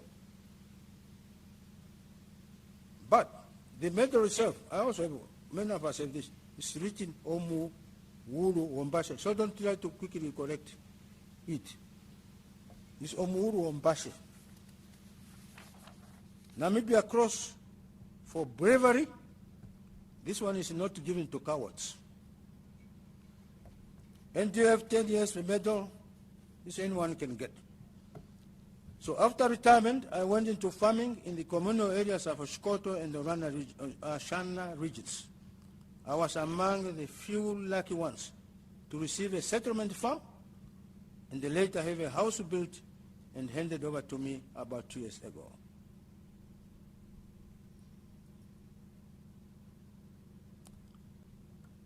There are 2 more paragraphs which I'm going to skip because they are related, but they are related to the extract from the birthday speech which he had planned for tomorrow.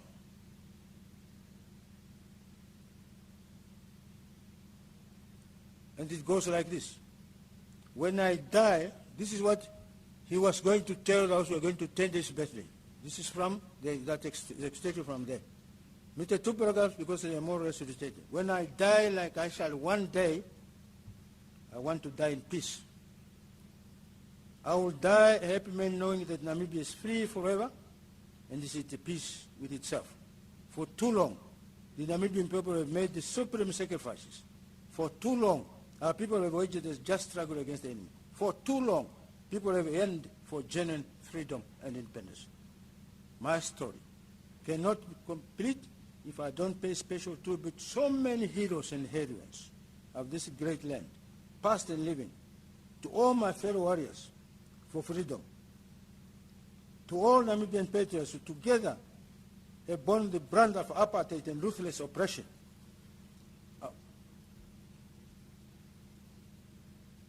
To the world progressive nations and individuals for their solidarity and all-round unconditional support during the bitter struggle. We owe our freedom, independence to you. I want to express my gratitude to the leadership of SWAPO for unwavering dedication and commitment to the just cause during and after war for liberation. I also extend a special word of thanks and appreciation to all men and women in uniform for their support during the time we served together in the Namibian Defence Force and for their commitment and dedication to duty and ensuring that Namibia remains one of the safest places on the planet. I also want to thank my parents for the love and care they have shown me and my siblings. In the same vein, I must admit that I owe my dear wife, my dear children, a great debt of gratitude for their support. I'm still here because of your care, love, and passion. I owe my life to you. I have not much time left to live. It's what I was going to say tomorrow. Lastly and most importantly, I thank the Almighty God for caring and protecting me throughout my long life journey. 90 years is not only a milestone, but a God-given achievement. Glory to thee. Amen. So, Your Excellency, Comrade President, Chief Monarch, that one ends there. The other two programs, I omitted them for the sake of time. Your Excellency, Comrade President, I humbly and obediently ask that you, in consultation with the family, authorize the publication of a booklet in memory of this great giant of our revolutionary struggle. Details are the subject of another day. This will include some of the wonderful speeches that we have heard over the last few days. It will include your speech, and I want the same be done in future. Any other citizen of this great land is accorded this kind of funeral, or honor, or higher. Think over the years where we come and talk about nice things, and thereafter there is no follow-up and no reference. We can make our small history that way. Your Excellency, on that note, I think most essentially to listening to General Hawala narrating his own story. I thank you.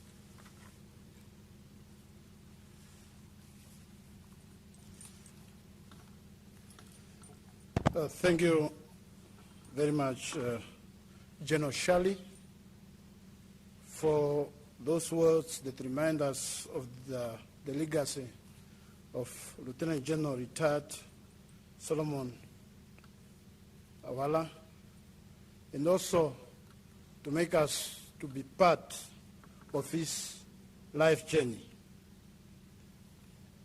We continue with our program. And thus, I'll ask now the band to give us a performance, the NDF military band.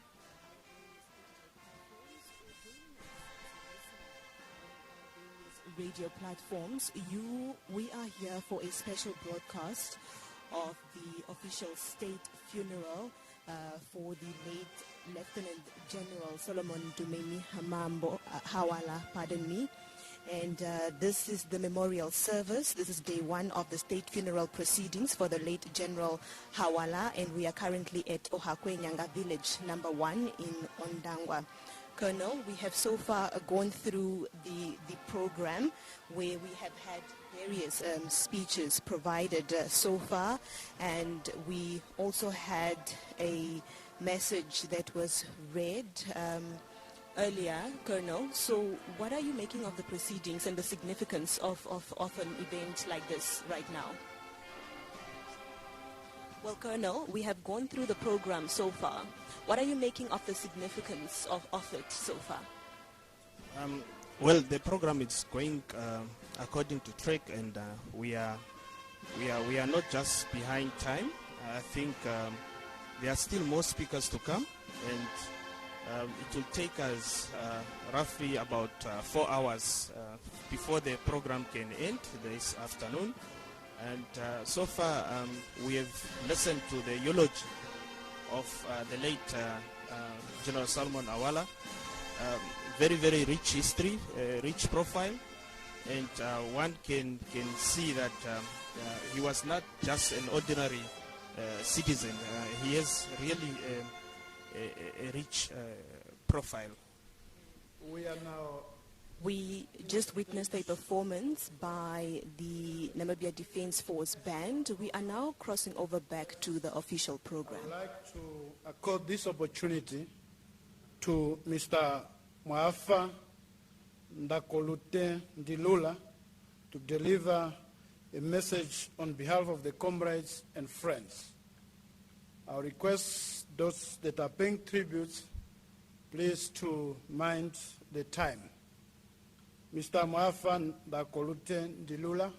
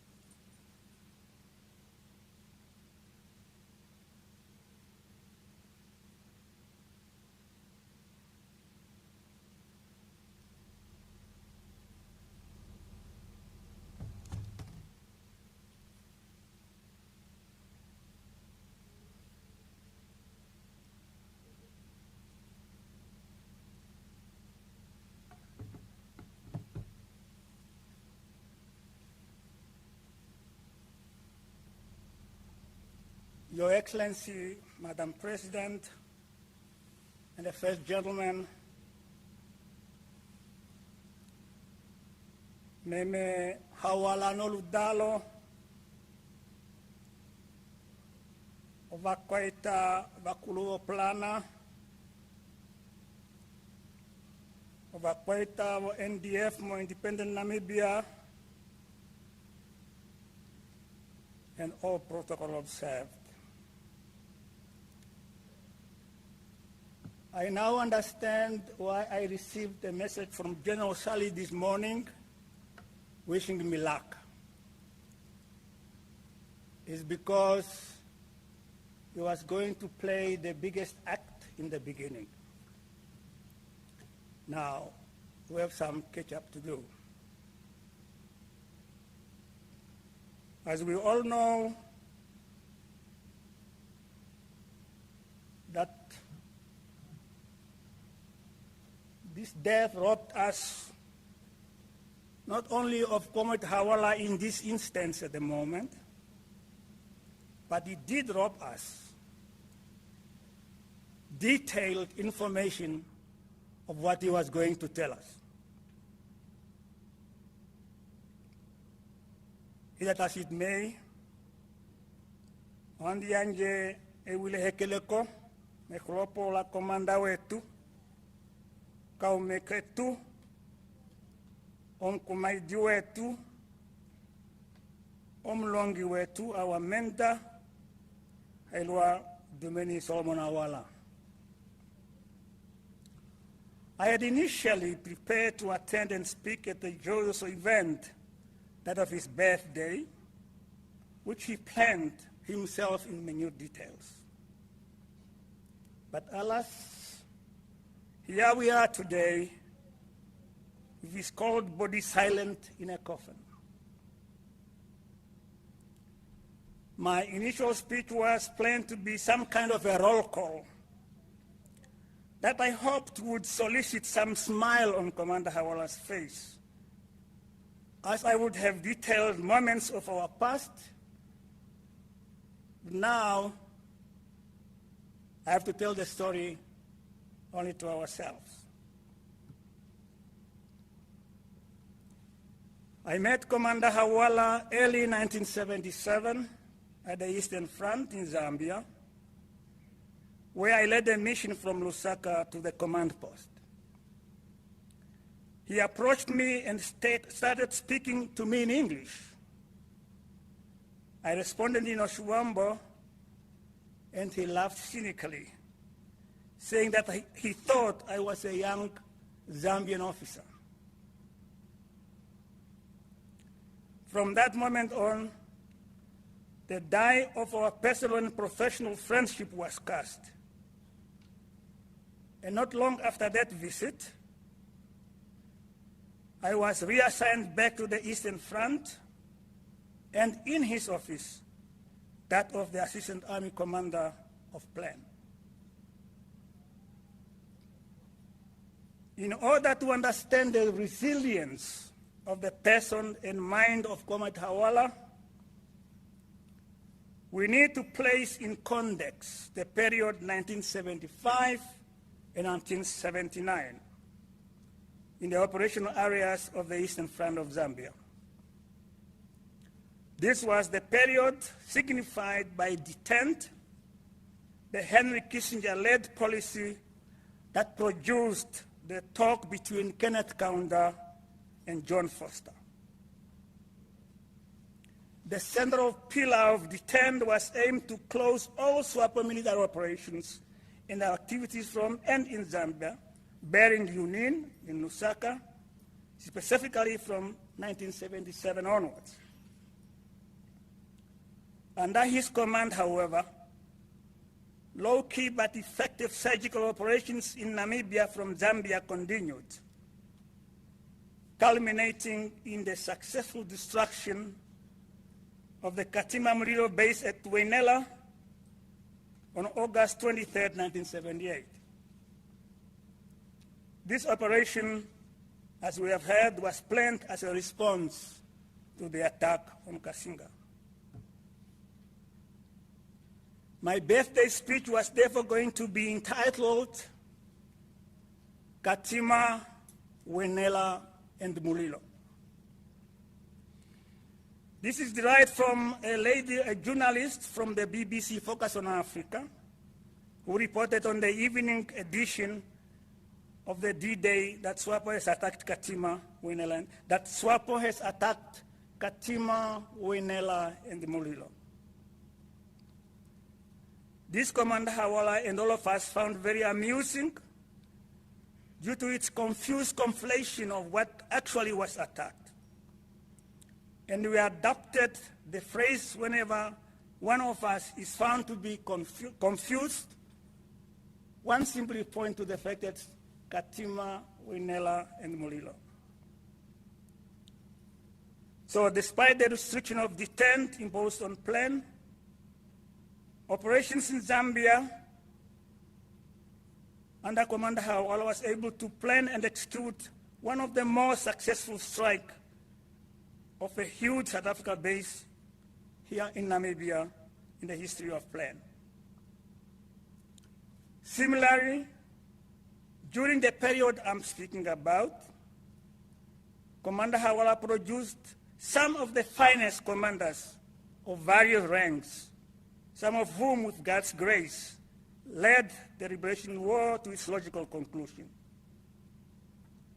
Among others of those commanders were Hamnyela Washalale, Kalunga Konjafa, Mukulu Kudila, Christian Kala, Jonas Andeimana, Ernst Fried Yomba Omacho Waihe, Philippus Nipele, Kenjala Kashikongo, Shikongo Shobazuka, Philip Nambuli, Engakudom Tondi, Helao Nabot Nafidi, Kokaulunga Nyone, Alphonse Ngeyama, Kandini Elizabeth, George Kahukwena, Shadrick Milima, Clemens Mwanzi, Lazarus Hamtele, Nopouju Hamyela, Raonga Andima Satan, Hangane Kachipuka, Hanguku, Kiyala Kanashongo, Mario Skindo, Dengandaitua, Eric Himtina, Sefanya, Matthias Shueda, Lucas Tuation Kulandata, Wanhepu Carlos Ndadi, Nangolo Leonati Pumbu, Shingwalulu, Athanasius Chimandi, Kahumba Kampumangeni, and many, many others. And that was a part of the roll call. One lesson we have learned from Commander Hawala is that subordinates must be treated fairly, but they must also be told the truth, however brutal that truth is. Therefore, as officers, we all know where we stand with him individually and collectively. And I think that made us excellent officers. Meme Hawala and dear comrades, the time has come to eventually lay this distinguished son of Namibia to rest amongst his people with the sole belief that the soil or the ground of one's birth weighs lighter on one's bones. We must do so with love and uncompromising pride in his revolutionary past, as well as with admiration of his immense contribution to nation building, specifically the strengthening of the Namibian Defence Force. May his soul rest in forever peace. I thank you.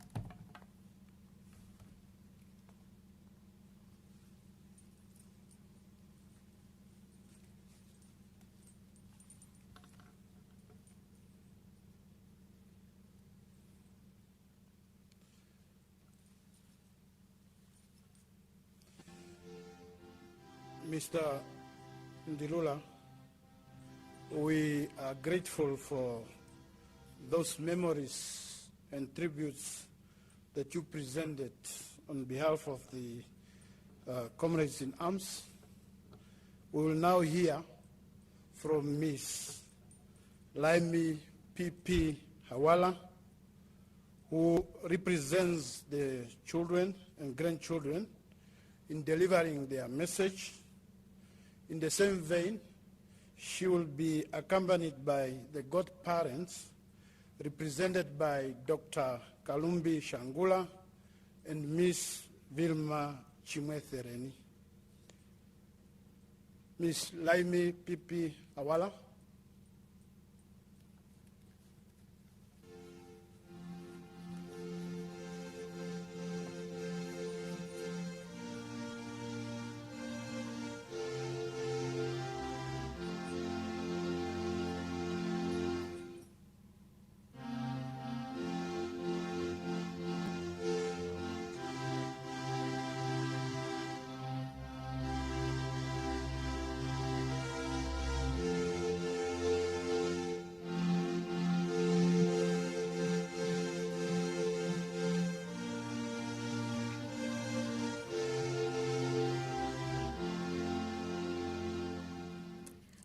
Good day. My name is Laimi Pamekeni Pauvaneko Hawala, the youngest child of late Lieutenant General Solomon Dumeni Hawala. I stand on the protocol already observed, and on behalf of my siblings and myself, I would like to thank you all for being here to honor our father's life.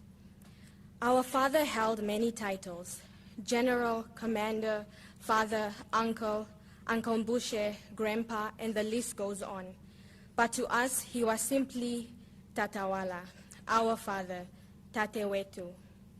To begin, I would like to share Me Emi, the eldest daughter's heartfelt words about our father. She says, "My father was a man of perseverance and faith, and I have always been confident that he would make it into his old age. My father was family-oriented. He had a loving and kind heart, although he did not always know how to express it in words. His actions were evident of this. He took care of us. He was generous and protective of us. My father was not a quarrelsome person. He loved peace and was content with all that he had. I will always remember my father as a man of good character and dignity." Through Nambo's eyes, we see another side of the man we were blessed to call Dad. She says, "I am grateful for Tate's timely advice that always saved us from many pitfalls. Even though the advice would always suspiciously sound more like a command, which came from a place of immense love for us. His duty was not just to his family, but also to protect our beautiful Namibia, and seeing the vision of a free Namibia that was so hard fought for by so many. And we can never thank him enough for his sacrifices that he made with his contribution. Tate, thank you for your contributions to our character and teaching us discipline and honor by simply observing how you lived your own life, and the honor you took in the execution of all the tasks, no matter how big or small a task. We say goodbye with absolutely no regret, but a beautiful goodbye to a father who filled our spaces with quiet confidence and an assurance of knowing that we are loved beyond measure without ever having to question it. The man from Lubango, my brother Linekela, recounts our father as his best friend. He says, "Daddy was my best friend. He had me when he was in exile, his firstborn son. So we always shared a strong bond, and he will forever be in my heart." Moreover, Tapopi says, "My father was a good man. He was fair and honest with everyone he met. He was a hard worker, and he instilled those values in me. I will always remember his words. My father, Lieutenant General Solomon Jesus Dumeni Hawala, has molded me into the man I am today. He taught me all principles that a man needs to follow in order to be a complete man. He never entertained cowardliness. Father, your legacy is a symphony of love, resilience, and cherished moments. We honor you by upholding the values and traditions that make our family strong. My father is my hero and the strongest man I know. He was an extraordinary man who acted like an ordinary one. He was an amazing dad, commander, friend, brother, uncle, husband, and grandfather. You may not be with us anymore, but our love for you will never die." In Monica's own words, "I am beyond grateful to God for Tate's life. My memories of him are centered around his everyday life, as he slowly entered into his old age. There's so much I admire about my dad, but his quiet confidence always stood out for me.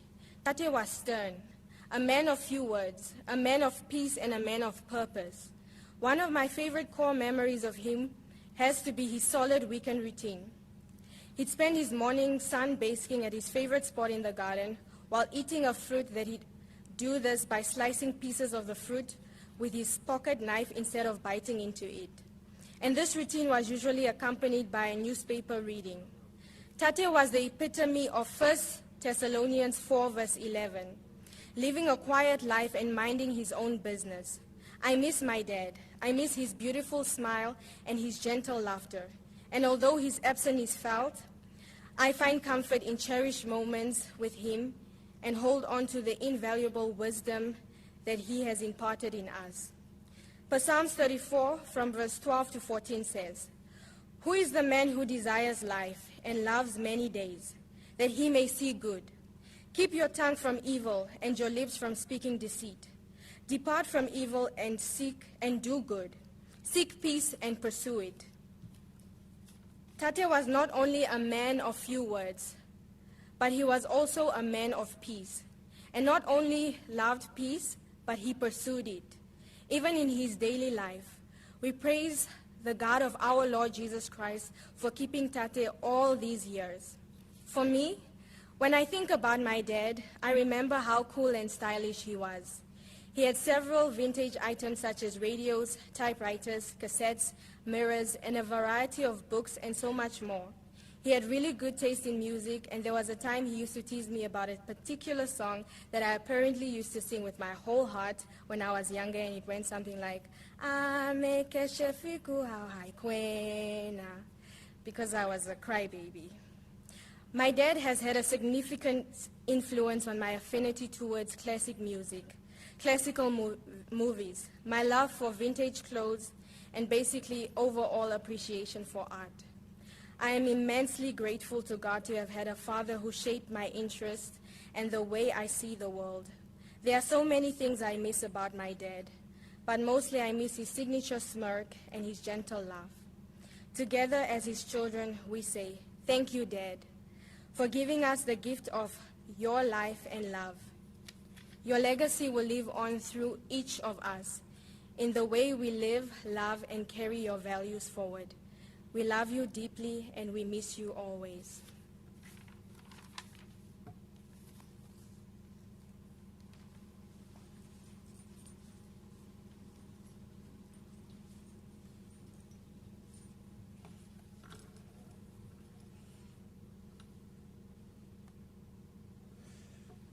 Thank you, Ms. Laimi. We appreciate those personal reflections that you have presented on behalf of the children and the grandchildren. Next on our program is Mr. Eliphas Hawala, who will deliver the message on behalf of the family. While he's on his way, I also like to announce for the Ondangwa Choir to prepare themselves. Once Mr. Eliphas Hawala have delivered his message, then immediately you come and perform the song. Thank you.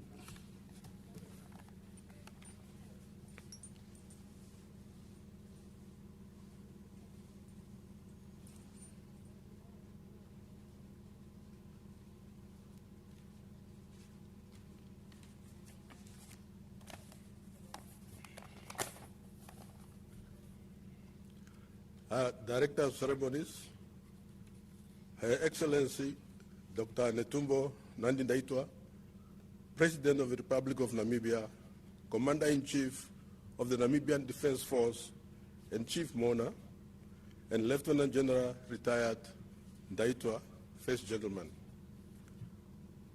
Colonel Laimi Hawala, retired, widow, children, grandchildren, and representatives of the Hawala family.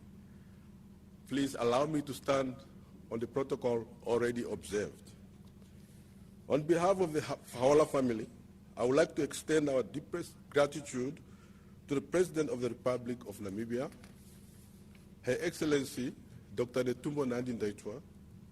I also extend my gratitude to the Namibian Defence Force, all compatriots and comrades, for honoring our beloved father, uncle, and grandfather with a befitting burial. Directors of Ceremonies, let me also take this opportunity to thank all the veterans who have also come here, who have been here this whole week, honoring our commander. Our family is immensely grateful for the government to grant our commander his wish to be buried amongst ordinary people at the same cemetery where his parents were laid to rest. We thank all mourners for joining us as we celebrate the life of a man who was not only a national icon but also the heart of our family.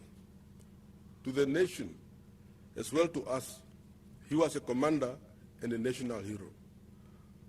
We remember him as a humble servant of the Namibian people, a strong pillar upon which our family stood.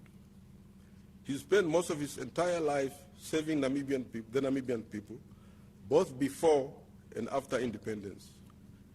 His leadership was not only born in the military field, but was rooted in the sacred soil of our ancestry. Though he was carved from royal blood, he never took advantage of his royal heritage. He believed in the values of a common Namibian destiny, selflessness, and simplicity. Directors of ceremony, he was a soldier first and foremost. But he spent his life mingling with ordinary people, especially here in Ohakweenyanga. He shared his presence with ordinary people, often unnoticed, even by those who spoke good or bad about him. He taught us that true power lies in action and not in boasting about one's achievements. Silence was the overriding characteristics of him. But underneath that silence, he was a tough soldier, recognized for his bravery, fearlessness, a high degree of intelligence, self-sacrifice, and a total commitment to all tasks that he was assigned to do. For his bravery, he was decorated with many medals, including the Medal of Grand Commander of the Order of the Namibian Eagle, First Class. Despite the weight of command, he remained a gentle guide, a patient listener, and a pillar of unwavering support to our family and community. He never sought the spotlight, preferring instead to lead by example, exemplifying to us that greatness is measured by sacrifice, by positive action in everything that we do. As we lay our commander to rest, we make a quiet promise to uphold the values he stood for, a promise to cherish and continue his legacy of service, humility, and unity in both our family and community, a promise to strive for national reconciliation and to cherish nation building in whatever we do, even with former adversaries. We release you now, our commander, into the merciful hands of our Creator. May your soul rest in eternal peace. Thank you.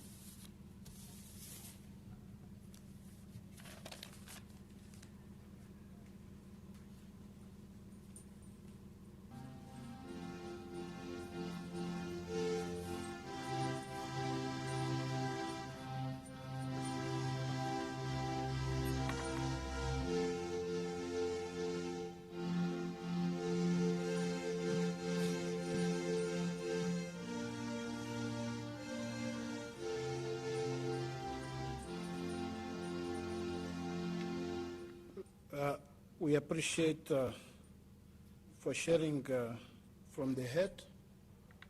We now, once again, asking for Ondangwa Evangelical Choir to come and give us only one item.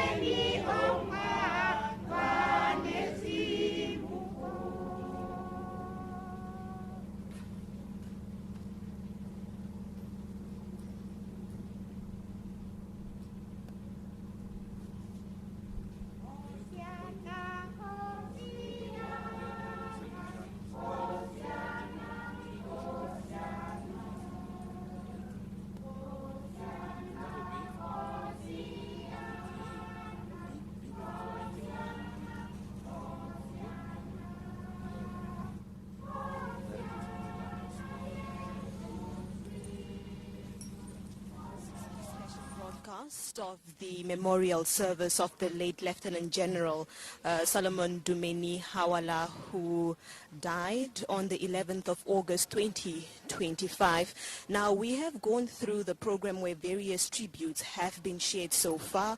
Going through the program, we have heard a message on behalf of the comrades and friends by Mohafa Ndakolutendilula, and a message on behalf of the children and grandchildren by Laimi Hawala. And we've also just heard before this performance a message on behalf of the family by Mr. Eliphas Hawala. We are continuing with the rest of the program.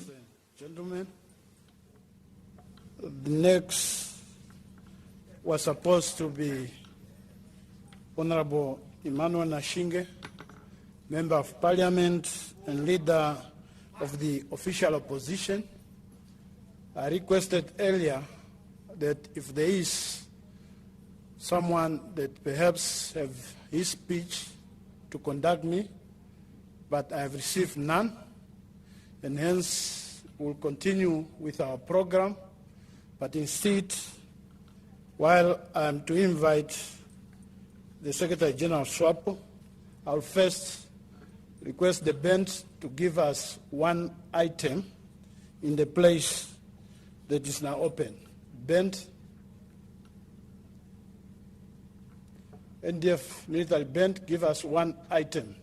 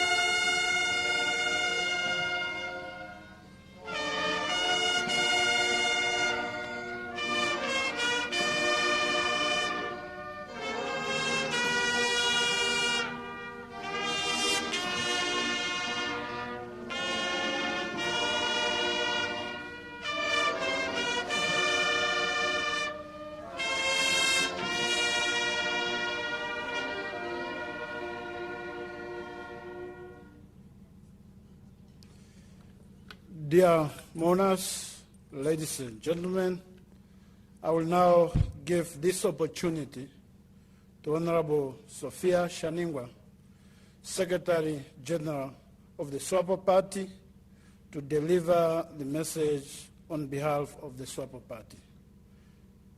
Honorable Shaningwa.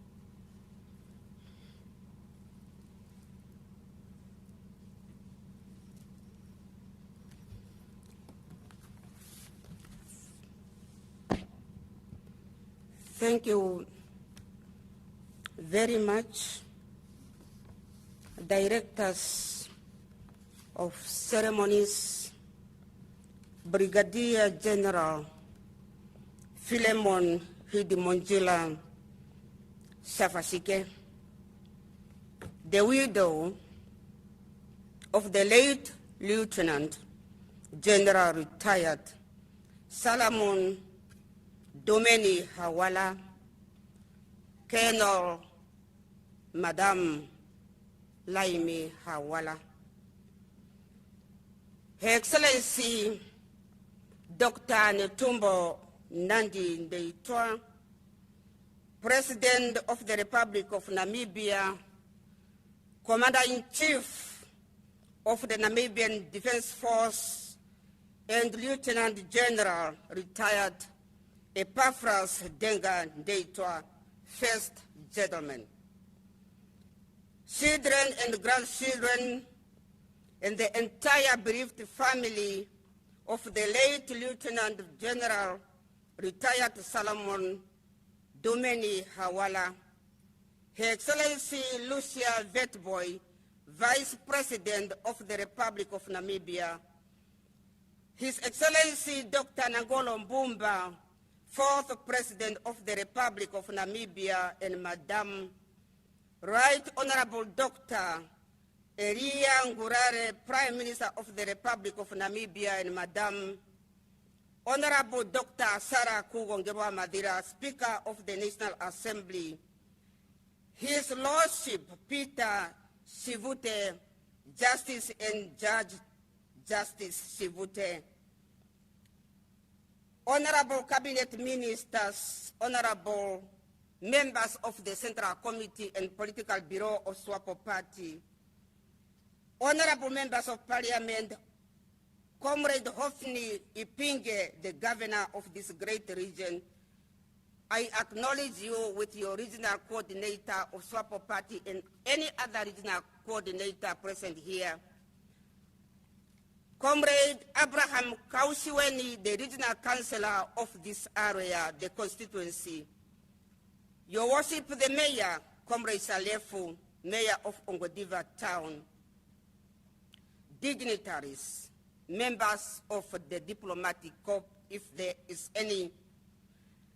Air Marshal Martin Phineas, Chief of the Namibian Defence Force, and other service chiefs, veterans of the national liberation struggle, esteemed traditional authorities and religious leaders, comrades and friends.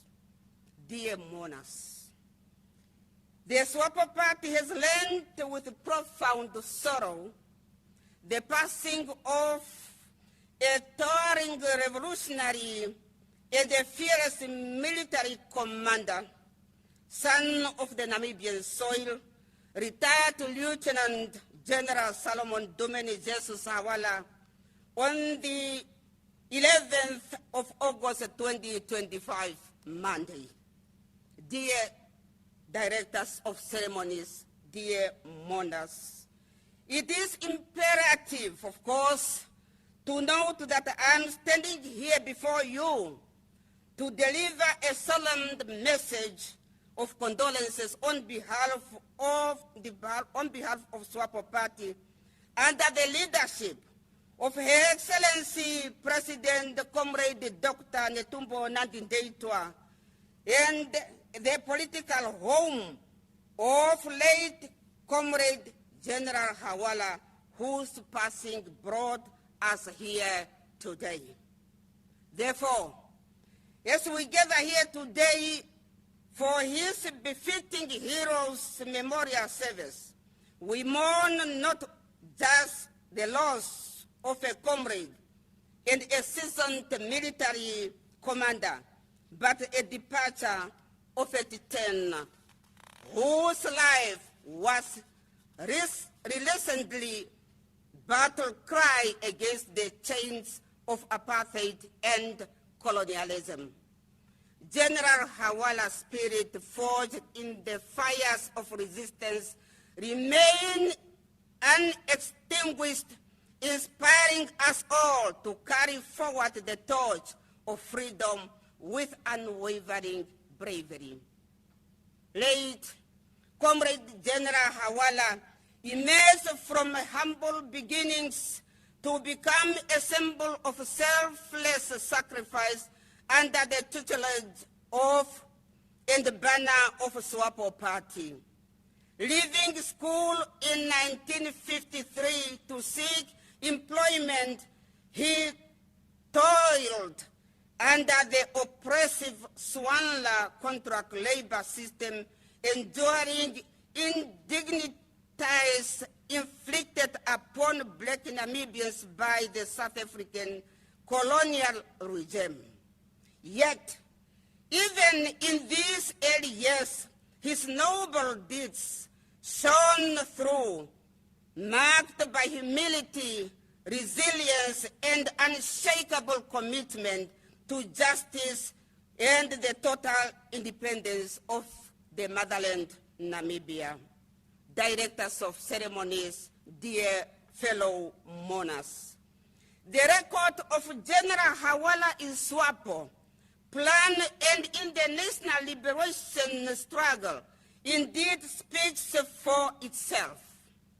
In 1964, driven by a sole desire to participate in the liberation for his motherland when it was not fashionable to do so, he joined the ranks of SWAPO, attending clandestine meetings and activities that challenged the very existence of apartheid and colonialism in Namibia.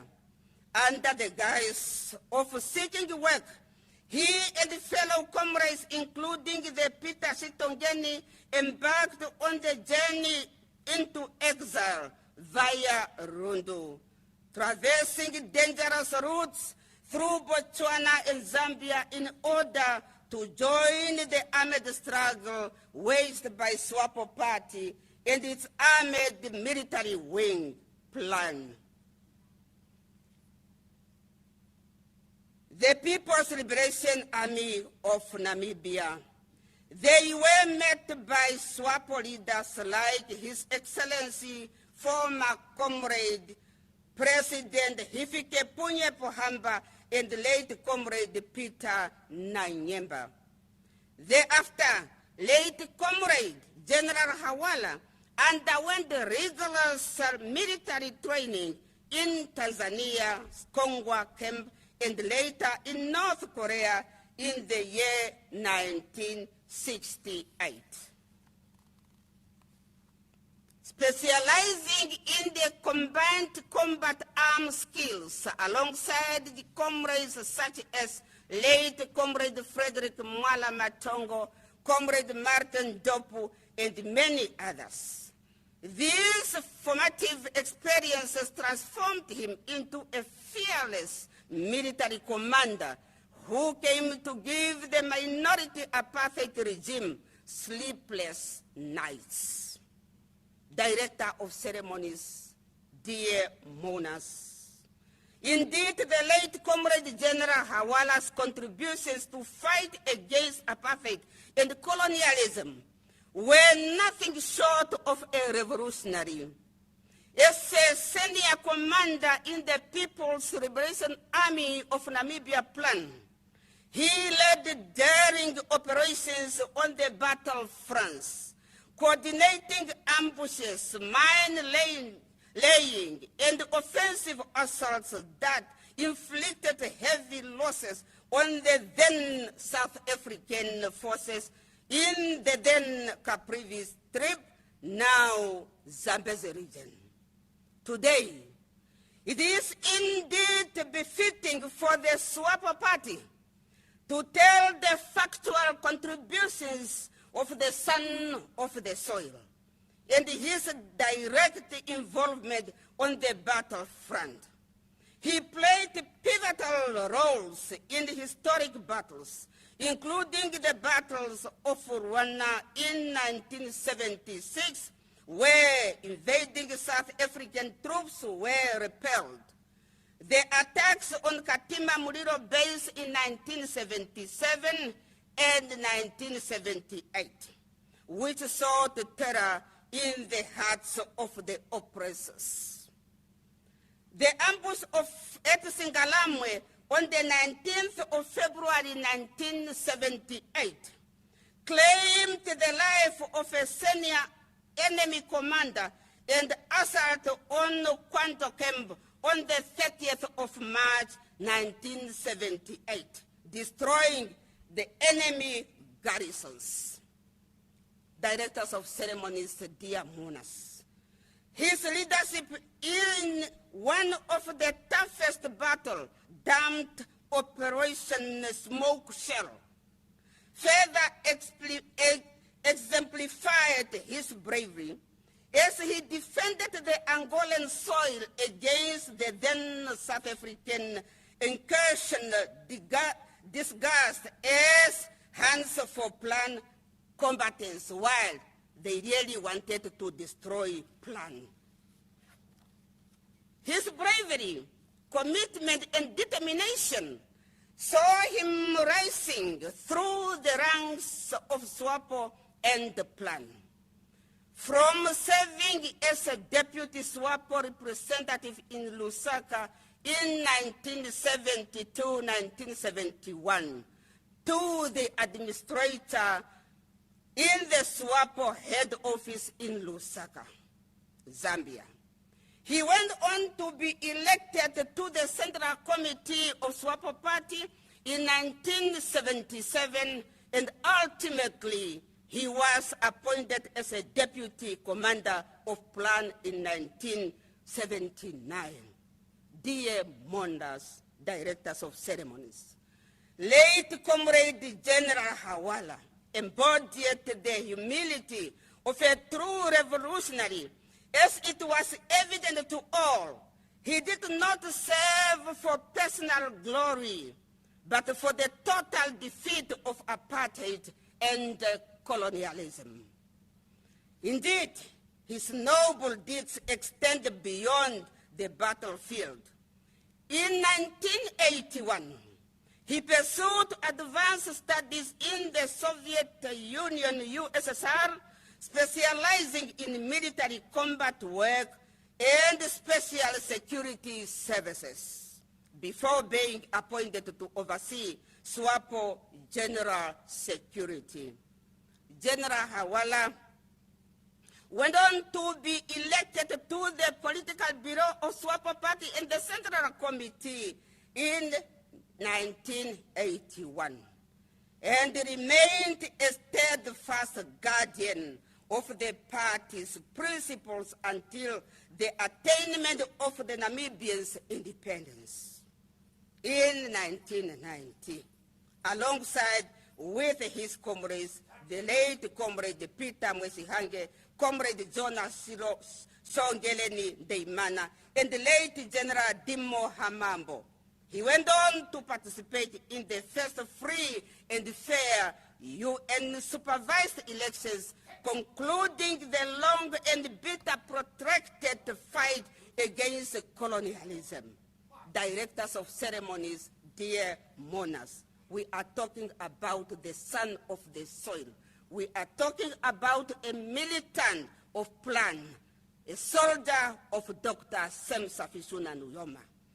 In an independent Namibia, late Comrade General Hawala, selfless dedications continued to shape our nation's destiny. After appointment by the late His Excellency President Dr. Sam Safisuna Nujoma as the first army commander of a unified Namibian Defence Force with the rank of Major General in 1990. He continued to build a formidable army rooted in discipline, patriotism, and ready to defend the territorial integrity and sovereignty of Namibia. In 2001, he was promoted to the rank of Lieutenant General and subsequently appointed as a chief of the Namibian Defence Force, succeeding the late retired Lieutenant General Dimo Hamambo. He continued to lead with humility until his dignified retirement in 2006. Under his command, the NDF became a pillar of stability, safeguarding the hard-won gains of our liberation and ensuring Namibia's security against any remnants of imperialism, aggression, and colonialism. Lieutenant General Hawala, the son of this soil, was awarded numerous medals for his outstanding performances. His Excellency will elaborate on that, of course. General Hawala was indeed a man who proved to his merits with actions. Yet, his greatest legacy lies not in accolades, but in the comrades he inspired, the battles he fought, and the nation that helped to liberate. In an era when apartheid sought to crush the human spirit, he stood as a brave revolutionary, humble in victory and resolute in adversity, reminding us that true nobility is found in the service of the oppressed. And therefore, Taningiregetu Nai, Tamuelelengetu, he was a commander, resolute, knew what is to be done when a revolution must be defended. His wife, Colonel Laimi Hawala, the kids, grandchildren, and the entire family, we say, as SWAPO party, your loss is our collective pain, but your pride in his legacy is our shared strength. The Namibian people, we say the following. Let us honor Comrade General Hawala by redoubling our efforts to build a just, equitable society, free from shadows of colonialism. The SWAPO party recommits itself to the revolutionary ideals he championed, and that is solidarity, freedom, and justice. His name shall forever echo in the annals of history as a son of the soil who dared to dream of a free Namibia and fought to make it a reality. Directors of ceremonies, dear Monos, SWAPO Party would like to appreciate the decision of Her Excellency, the President, Comrade Netumbo Nandi-Ndaitwah, to confer a state funeral and hero's status to the son of the soil who went to rest as a recognition for his outstanding contributions to the independence of Namibia and her people. Thank you, Your Excellency. At this juncture, SWAPO Party also wishes to thank all the veterans of the national liberation struggle who fought alongside vigorously inside and outside of this country and contributed immensely to the cause of the liberation of our country. Therefore, on behalf of SWAPO Party leadership, its rank and file, and indeed on my own behalf as your administrator, it is with humility and utmost respect that I extend our sincere condolences and deepest sympathies to the wife, the widow, the children, the grandchildren, and the entire bereaved family in the loss of your loved one. And above all, a military commander and a distinguished veteran of the national liberation struggle. Rest in peace. Rest in eternal peace, Comrade Lieutenant General Solomon Dumeni Hawala. Your revolutionary spirit will forever march along us, and I thank you for your kind attention. Gansi moka onse na wetu. The army, the soldiers of Hawala. Gansi moka onse na wetu. Tao mbwane o dafano. Ege tole dolore koka. Geore le kokolola. Ondela yeto ele. Yeto poleo dafano. Confeto nome oye. Zoat tauruka.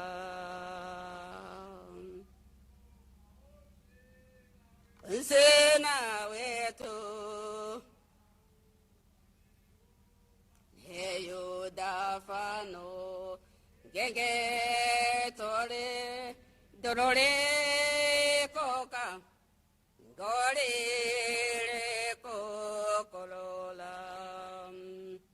Ondela yeto ele. Yeto puleo dafano. Mofeto nome nengoya.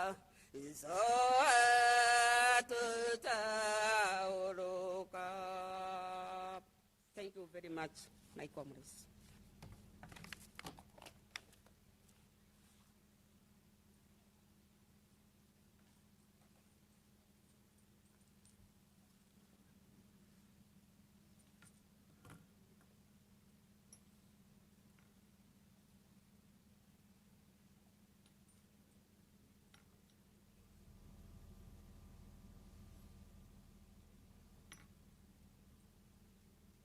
Thank you very much, Honorable Sophia Shaningwa. We appreciate for having given us the relationship between Lieutenant General Hawala and the SWAPO party. It is now my honor to request His Excellency Dr. Nangolo Mbumba, 4th President of the Republic of Namibia, to pay his tributes. Your Excellency.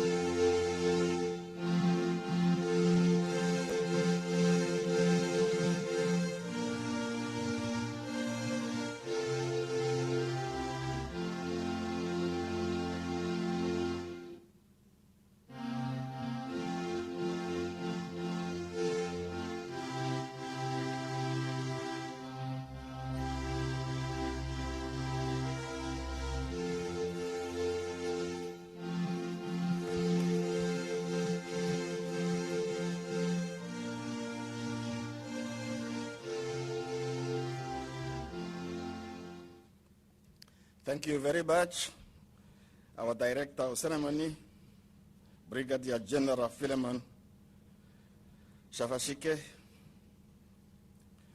Your Excellency, Dr. Netumbo Nandi Ndaitwa, President of the Republic of Namibia and Commander-in-Chief of the Namibian Defence Force. Comrade Colonel Laimi Hawala, the widow, the Hawala children, grandchildren, and the entire bereaved Hawala family.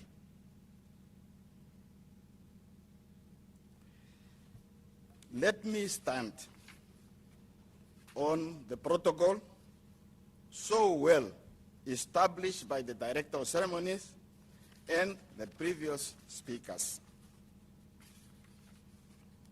Those of you who have the program, my position is between the next speaker is His Excellency Dr. Hifikepunye Pohamba. The previous speaker is Comrade Sophia Nahango Shaningwa. It's a difficult position to be in. And I consider this to be kind of introduction to what His Excellency Dr. Pohamba will say. Fellow mourners, as I stand here before you on this solemn occasion, I recall a very famous Cuban saying, and I quote, "Patria muerte venceremos," meaning homeland of death, we shall overcome. During the struggle, this slogan and clarion call came to symbolize the fight against colonialism, imperialism, racism, foreign domination, foreign occupation, and international hegemony. It came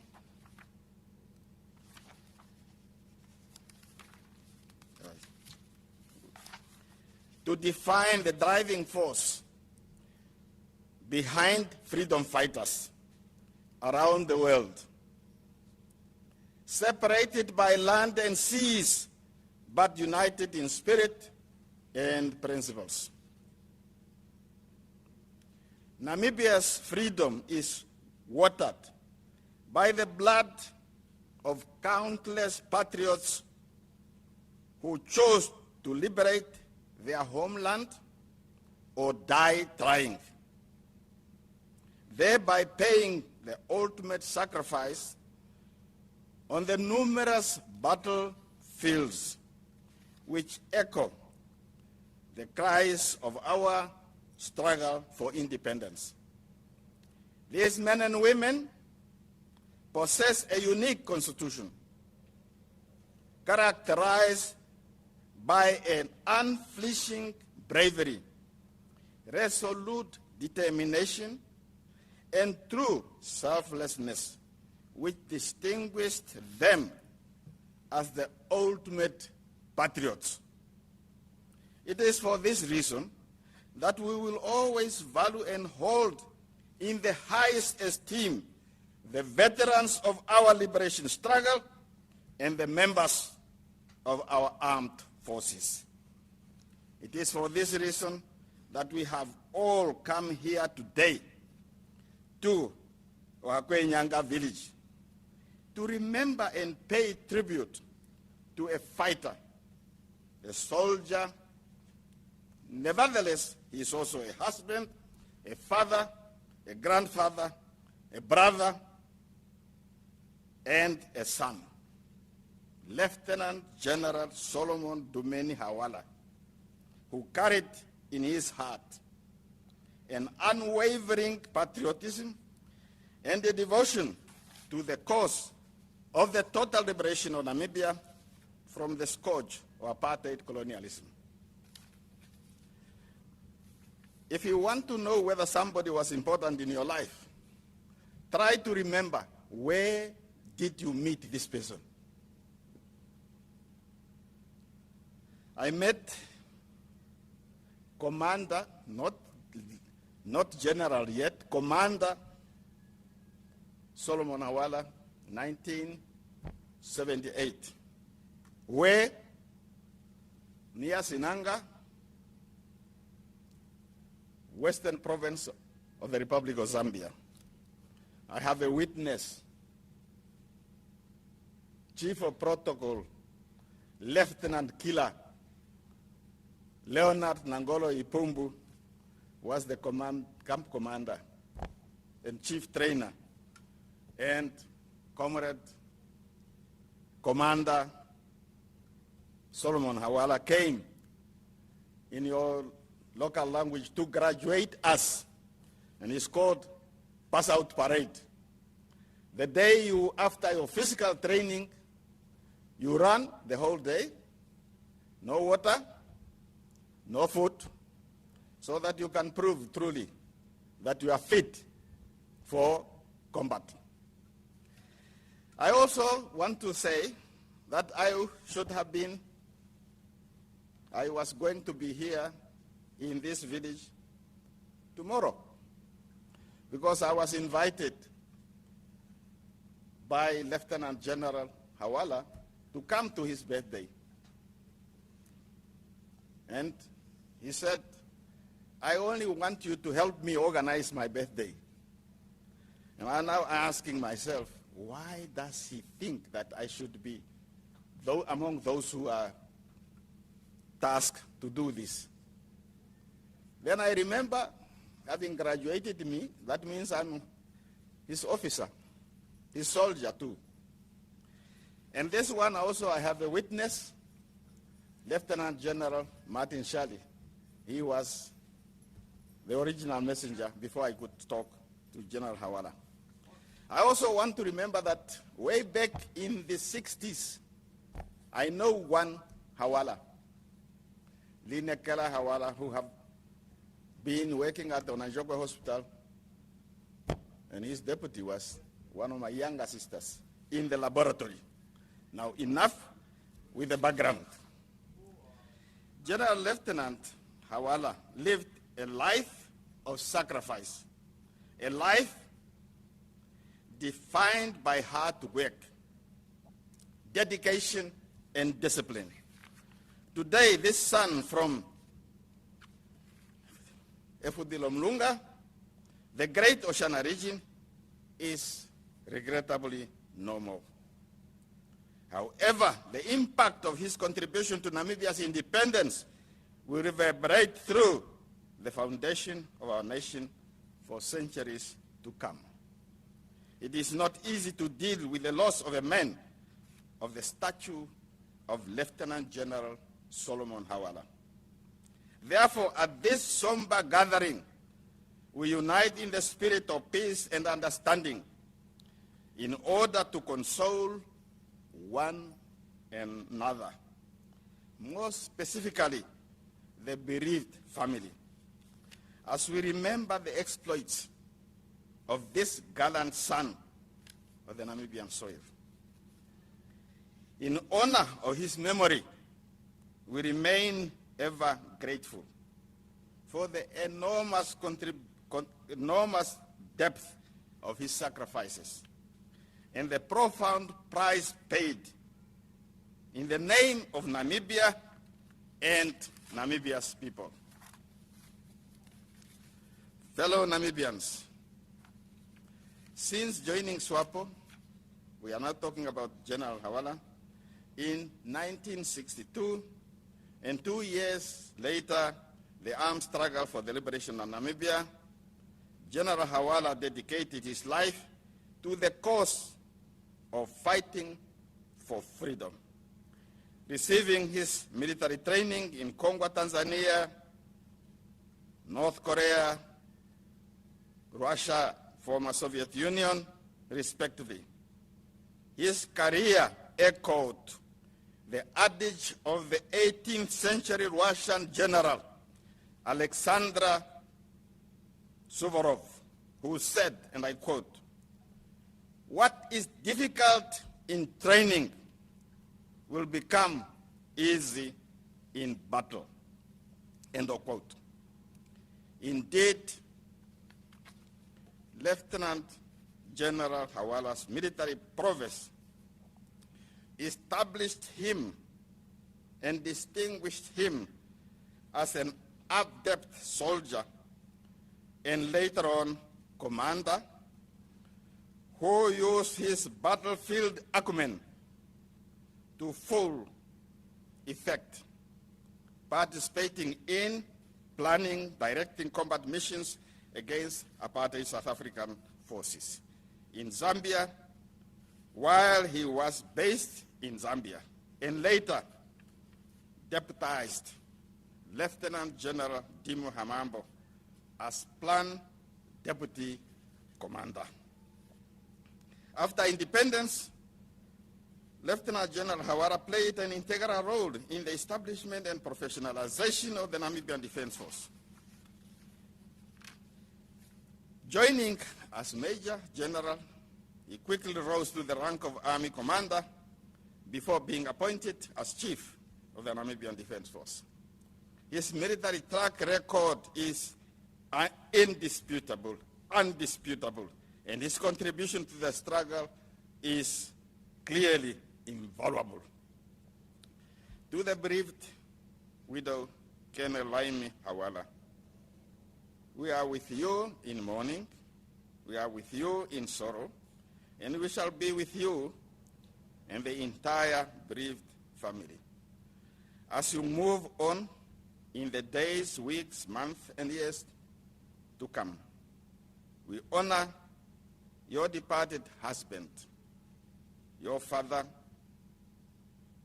your uncle, for his service to SWAPO, to Plan, to the NDF, and to the Namibian nation at large. We honor him for his mental fortitude and for putting his life on the line so that today we can experience peace, stability, and unity in a free and independent Namibia. To the President, it is beautiful to be called President. It is wonderful to be Commander-in-Chief. But there is one part that comes with that, those honors, to be the Chief Mourner. It's not an easy job. I experienced it during my 13 months in office. So to you, we wish you strength to carry on the leadership of this beautiful nation. And we thank you for honoring Solomon Dumeni Hawala with a state and hero's funeral. May God be with us all. May He be with the family. May God bless the veterans of the liberation struggle. May God bless the Republic of Namibia. And may God grant the brave soul of Comrade Lieutenant General Solomon Dumeni Hawala eternal rest and peace. I thank you for your attention.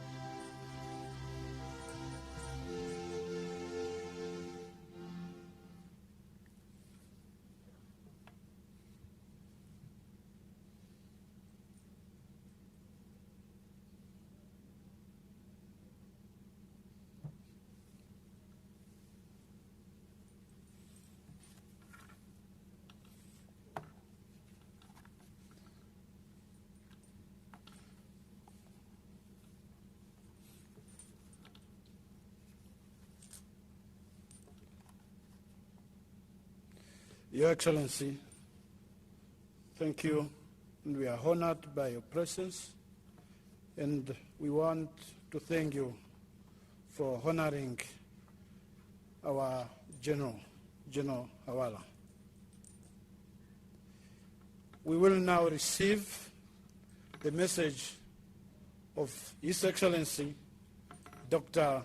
Hifikepunye Pohamba, the second President, and his message will be delivered by Honorable Hofni Ipinge, Governor of Oshana Region. Honorable.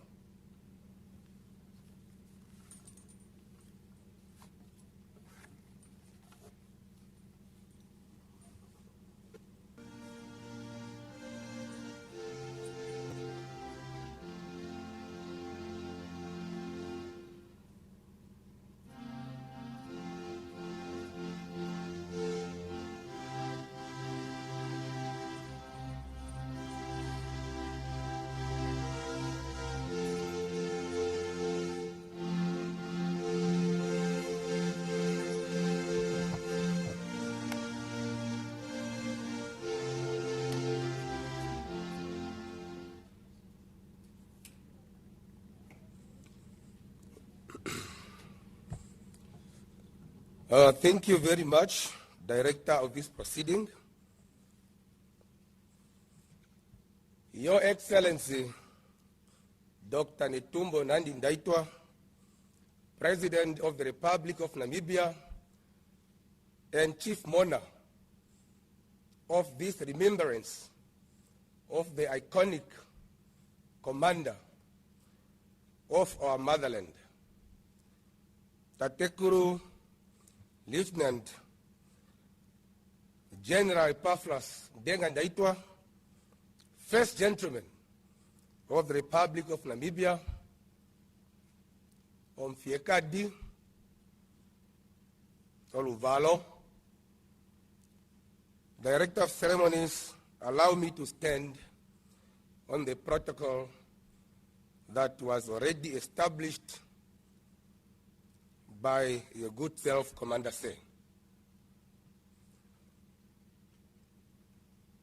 Mrs. Laimi Hawala, the children, grandchildren, and the entire beloved family, Ohakweenyanga, Oshana Region.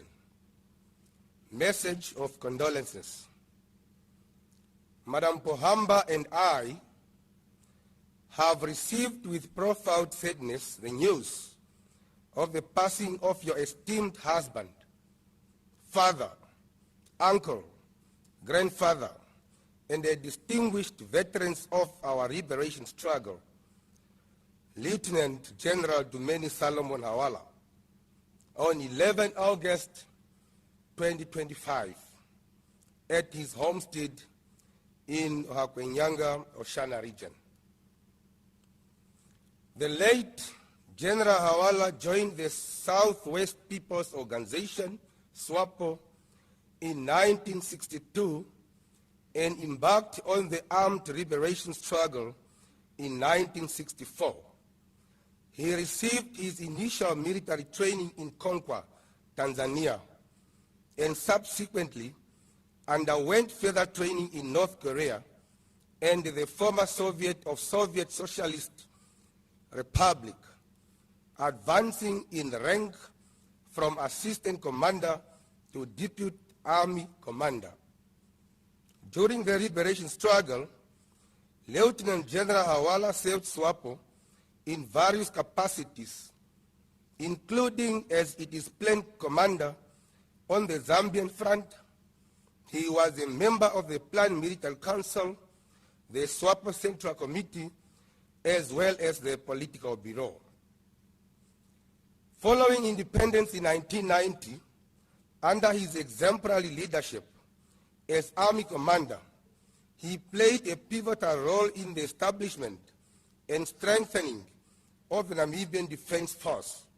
As Chief of Defence Force, he further oversaw its development into a formidable entity of international standard, capable of fulfilling the country's obligations to the international community by participating in the regional and international peacekeeping missions under the mandates of the United Nations, African Union, and the Southern African Development Community. We therefore mourn the loss of a courageous individual who was a selfless, honorable, and tempestuous servant. On behalf of my family, and indeed on my own behalf, I wish to extend our most sincere sympathies and heartfelt condolences to you, Mrs. Hawala, the children, the grandchildren, and the entire bereaved family during this period of mourning and sorrow. May you find strength and solace as you bid farewell to Lieutenant General Solomon Dumeni Hawala, with the knowledge that his exemplary life of bravery and dedication to freedom, justice, and peace in our country will continue to inspire our people. May his soul rest in eternal peace. Signed, Hifikepunye Pohamba, former President of the Republic of Namibia. And I thank you.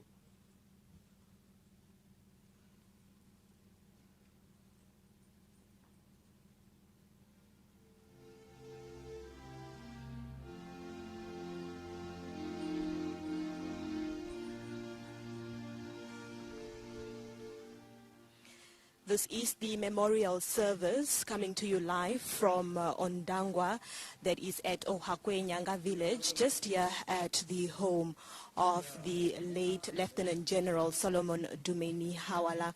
We have been listening to various tributes that have been delivered this afternoon, including tributes by the SWAPO Secretary General, that is Sophia Shaningwa, a message by the former president, that is Dr. Nangolo Mbumba, as well as a message that was just delivered on behalf of the former president, Hifikepunye Pohamba, and it was delivered by the first citizen of Oshana Region, that is Governor Hofni Ipinge. We understand that there is a slight change to the program as we are hearing the Director of Ceremonies announcing in the background, so let's take a listen to him.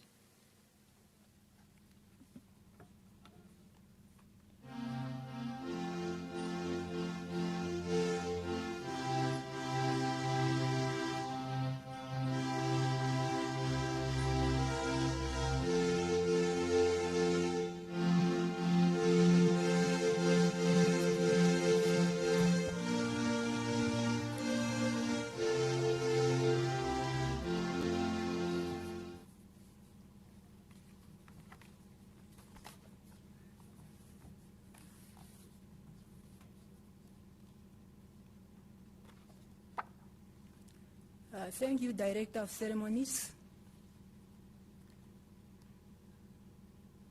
Your Excellency Dr. Netumbo Nandi-Ndaitwah, President of the Republic of Namibia and Command-in-Chief of the Namibian Defence Force, and Chief Mona. Colonel Retired Raimi Hawara, the children, the grandchildren, and the entire Hawara families. My name is Marianne Tufarera Faneni Muvangwa, a retired colonel from the Namibian Defence Force. I will deliver the tribute on behalf of the widow in Oshivambo, and my colleague will summarize the tribute in the official language. Ewijo mserekazi merai mipamekeni pauvaneko ni mpuku Hawara. Ewijo mserekazi oli kwaterera mumaire tumburo gasaromo ontoporwa onti mgoi overise onti mrongo. Iriko hiyo shipara nyorota shiti oshituthi showino.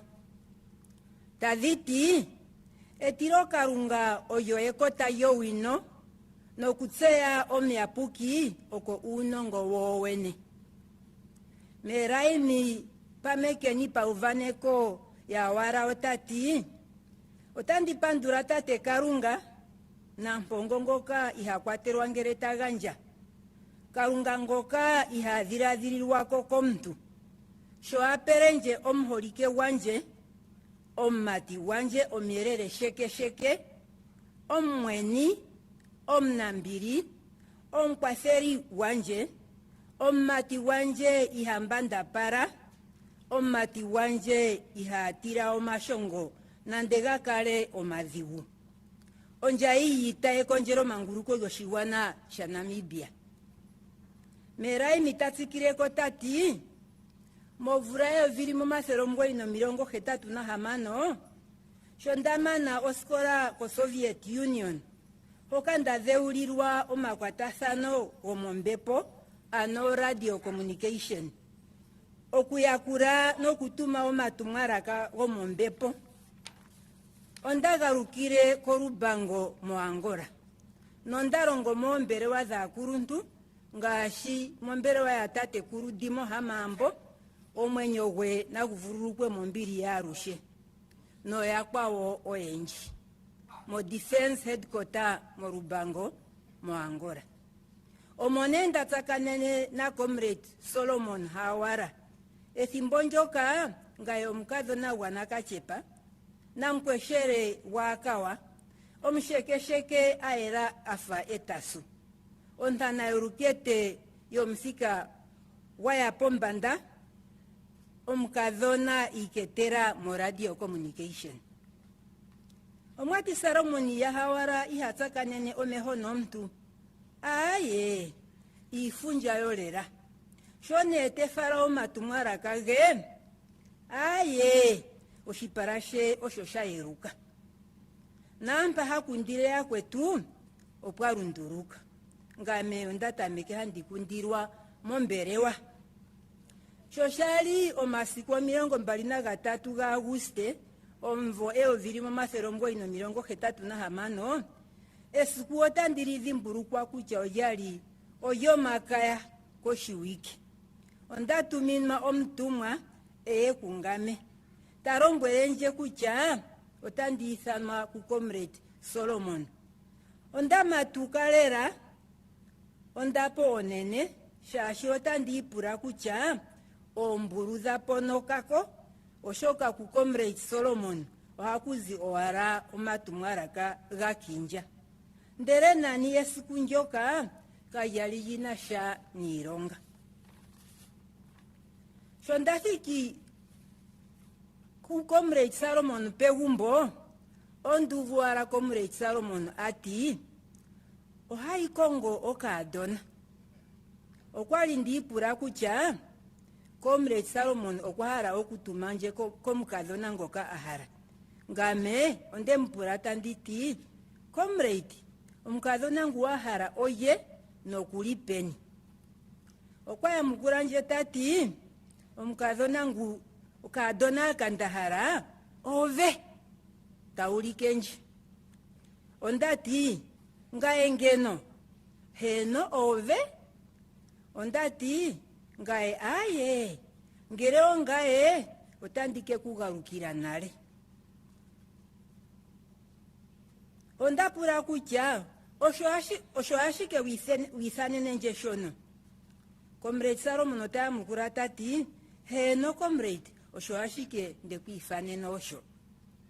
Ondashuna kosenda etu hundazire. Ondakarangane tandita nauka nasho momadhiradhiro ganje ongae awiki. Ashike otandipandura Kalunga sho aperenje omagano wokuninga omatokoro kungae mwene. Ondakusa etokoro opo ndimone omutumwa wa Comrade Solomon. Tandimlombwele kucha ondahara okumona Comrade Solomon mule wethimbo efupi. Omutumwa okwakamona Comrade Solomon nokwempe etumwalaka yanje na apupita ethimbo ere omutumwa okwagarukire nje tati Comrade Solomon okwekutegerera. Ondai kuyeke gumbo ye nonde mmono notwatsukumwe.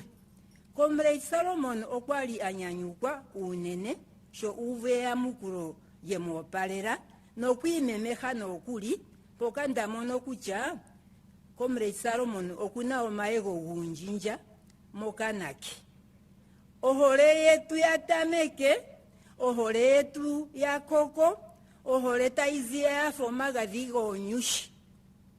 Omati okwe ya tokoro toko. Momasiku 20 Novemba 1976 okwatumu ishewe omutumwa ngu atumine rotango opo ndike mmone mbara. Ondai nomutumwa sho twasiki ondaadha inaarumentu yali anyanyukwa. Okweyalombwele tati okadona kango okoko. Gumwe gomaarumentu mbaka yali ambara agwako koshipundi. Nokwati mukadona guni. Aye, okadona kango okoko, remember ngo? O remember. Comrade Solomon okwafikireko tati tamekeni ironga einde mlombwela muningi. Gumwe okwafikama enao kangodhi peke tati itale eke yoye kokumoho tapura Comrade Solomon kucha onyaranji haizarwa okalinga oyini. Tatamekene okumeta omnengo kahaguzaro kalinga. Tatameke ishewe okumeta oshikesho. Tapura nje onomora yanje yongaku noyo hema. Shoamana ye Comrade Solomon otati ehombolo netali longekidwa apa. Ngameta ndimpura Comrade Solomon kucha ehombolo tali longekidwa. Omasiku tagenderere. Ohango ya siki. Omasiku shogali gane gajurae. Omvwe vilimo 1977 otwahokana morubango muangora. Oyenji eri mpaka nena oyadhana natse ohango yetu. Nangu etu hokanitha omo elimo katiketu. Omsita wetu wongundu yetu yo SWAPO tate komisa Honorable France Kapofi paife o Minister of Defence and Veterans Affairs. Omorwe simboka alipo ando tate Honorable Kapofi ote mkusire konga kashona. Monvura vilimo 1979 pagarukire kegumbo ngashi akonjeri manguruko ya kwetu. Tatutambwa kona wako familia tate Hawara megumbo ya mwenego mkunda tate rinekera Hawara ya Hawara. Moka twakaramo ethimbo tatuilongekidha opo tutungeo egumbo yetu yene. Tate kuru linekera okwetupe harali lipope pine gumbo ye. Maka natseo twatungu egumbo yetu yene no moka twakara tunenyanyu no mbili.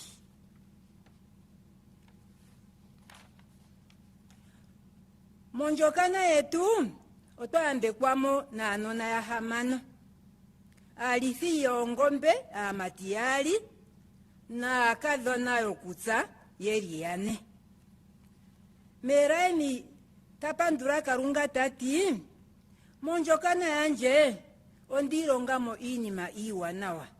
Ngashi okukara nombiri, ohole, okudhiginina ironga yokomake, noshinima oshinene eidhidhimiko, erongero kumwe, ekwatathano ewanawa pokati ko family, se otuna ombiri mo family yetu na ashinda yetu. Otandipandura tate Kalunga shwari apenje omholike wanje, omnambiri, eholenje, ompukuruli wanje, omsirishimpuyu wanje. Nopehuliro elera otanditi, tate Kalunga, tamba omwenye gomsamane wanje mugwaruhwe, wo omwenye gomholike wanje na guvurukwe mumbiri ya ruhe. Amen. Tangi director of ceremony, colleague anje taika summarizing ike mushingirisa. Neraka hisho yo pambere wa tangi.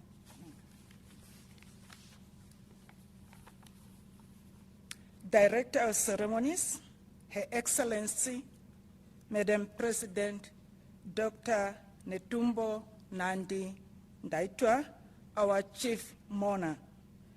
Meme Laimi, the children and the entire family. Dear mourners, all protocol observed. My name is Hileni Kapenda. I'm going to deliver a tribute from Meme Laimi. Her tribute is based on the word of God, taken from Proverbs chapter 9, verse 10. It reads as follows: "The fear of the Lord is the beginning of wisdom, and the knowledge of the holy is understanding." Meme Laimi remarks, "I want to thank God Almighty, the giver, the decider, the one who gave me my sweetheart, my honey, my loving kind man, a brave man, a commander, a freedom fighter for Namibia independence." Meme Laimi further expressed, "In 1986, when I completed my school in the Soviet Union, where I was trained as a radio communicator, I returned back to Lubango, Angola, where I worked at Defense Headquarters with the late Tatekulu Dimo Amambo. May his soul rest in peace. This is where, as a young, beautiful, energetic, tall, light in complexion lady, I met Comrade Hawala. Normally, it was believed that Comrade Hawala does not usually make eye contact with people, but when I went to deliver his message face to face, he just looked at me in the eyes. He even changed the reception area where he normally received others. It was Saturday, 23rd August 1986. I still vividly remember that particular day when I received a message telling me that Comrade Hawala wanted to see me. I ran as fast as I can because my first impression was that there must be an attack from the enemy, only to realize the call was not work-related at all. When I arrived at Comrade's office, he boldly announced, "I'm looking for a fiancé." I thought he wanted me to go and find him a fiancé, so I asked him, "Where's the lady you want to propose, Comrade?" He immediately responded, "The lady I want is here," pointing at me. I said, "You mean me?" I was surprised, so I said, "If this is the case, then I'm going to think about it." And then I went back to the center. After that, I contemplated on the proposal for some time. However, I want to thank God for giving me the direction to make the correct decision about the proposal. Later, I informed Comrade Hawala's messenger that I want to see him, and he immediately agreed. We met and came to a common understanding. Comrade Hawala was over the moon, and so he started smiling, and that is when I realized that Comrade has sharp teeth. Our love flourished and blossomed like flowers in the garden. On the 12th November 1986, Comrade Commander Hawala sent a message that I should go and see him again. So I went and found him with two comrades who were in a happy mood. Then, without any formalities, Comrade Solomon announced, "Here is my fiancé," telling his friends. So one of the comrades almost fell from his chair and immediately asked, "Which fiancé?" "The one here." "Yes, remember?" said Comrade Solomon. Then he continued announcing, "Start working on the assignment I gave you." One of his friends took a cord of string, stood up and asked me to raise my left hand and ask, "Which finger do we put an engagement ring on?" He measured my finger as well as my wrist. I was asked my shoe size as well as my dress size. After all these quick undertakings, Comrade Hawala announced, "Start preparing for a wedding ceremony." So I asked, "Oh, you are preparing a wedding ceremony?" Days came and passed quickly. The wedding day arrived, and on the 4th July 1987, we got married in Lubango, Angola. Most of the comrades present here today celebrated with us the big day. We were officiated by one of our SWAPO comrades, Tate Komisa, Honorable Franz Kapofi, currently our Minister of Defense and Veteran Affairs. Time is not on our side today, otherwise Honorable Kapofi will elaborate more on that story. In 1989, we repatriated back home to our beautiful motherland, Namibia, together with other comrades and plain fighters. We were warmly received by Comrades Hawala's family. We stayed with Tatekulu Linekela Hawala, the headman, while we are preparing to build our own homestead. Tatekulu Linekela gave us a plot next to his own homestead, and we stayed there with joy and happiness. In our marriage, we were blessed with 6 beautiful children, 2 boys and 4 girls. I learned a lot of beautiful things in our marriage.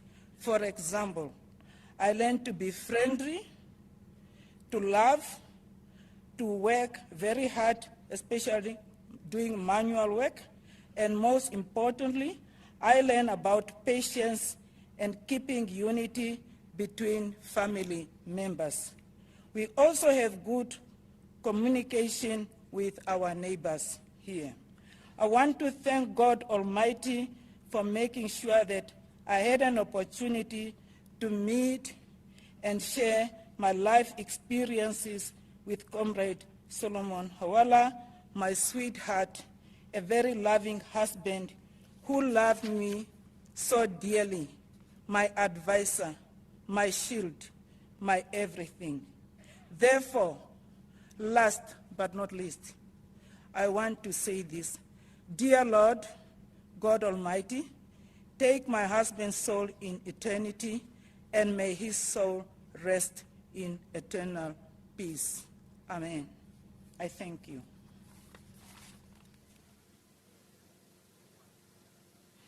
That was a message on behalf of the widow of the late Lieutenant General Solomon Dumeni Hawala, who died on the 11th of August 2025 at the age of 89. We also earlier on heard tributes from various dignitaries who were paying homage and sharing their fond memories that they shared with the late Hawala. We are expecting the Chief Mourner, Her Excellency Dr. Netumbo Nandi-Ndaitwah, to deliver her message as well. But before we get to that, I really just wanted to engage, that is Colonel Shilongu, who is still here with me. Colonel, one thing that I have really taken note of during the speeches and the tributes that have been shared is the reference to the late Hawala as a stern commander who was not afraid, to make difficult decisions and go into difficult battles.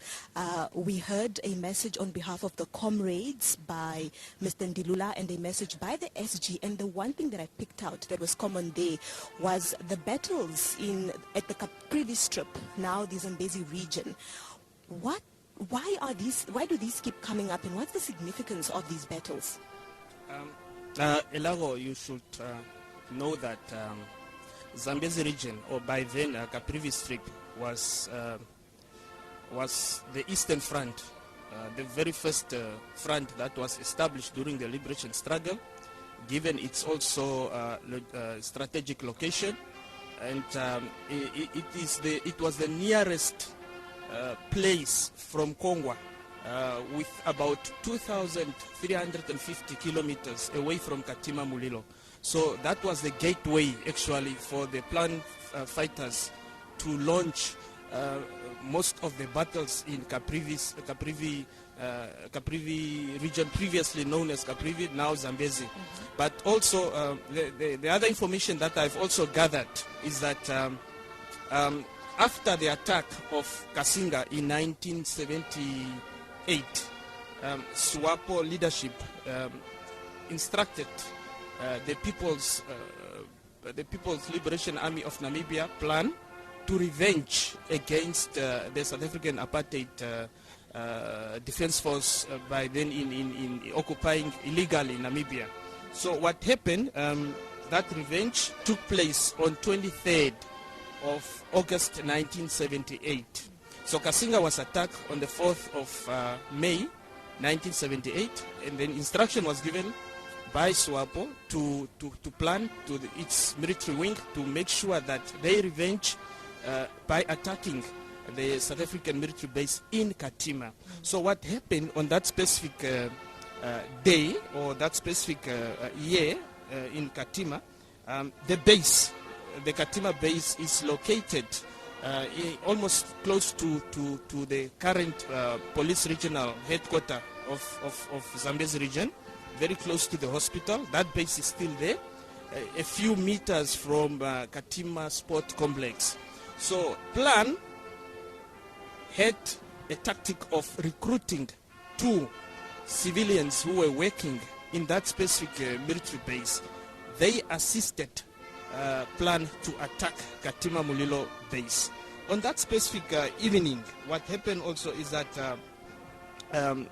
there were those soldiers who are called engineers or combat engineers.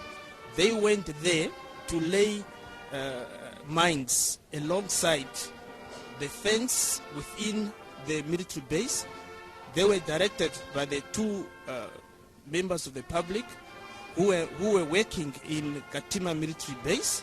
So they directed them where to go, and they were busy now.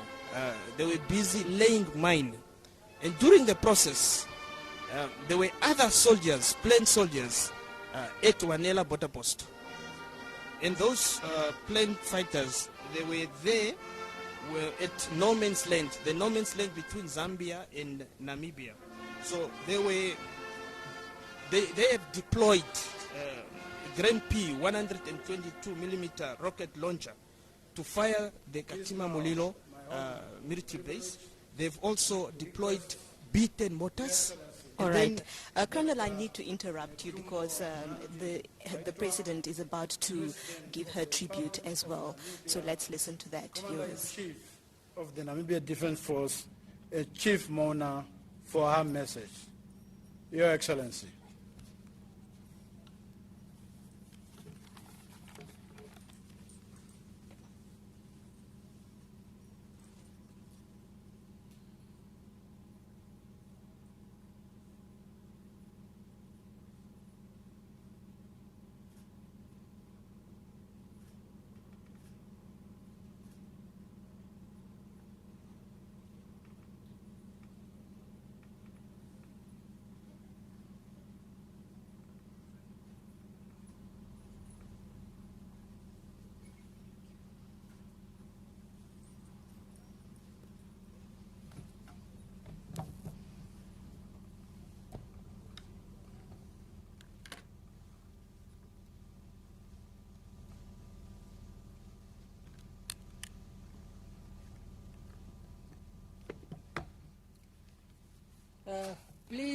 Be seated.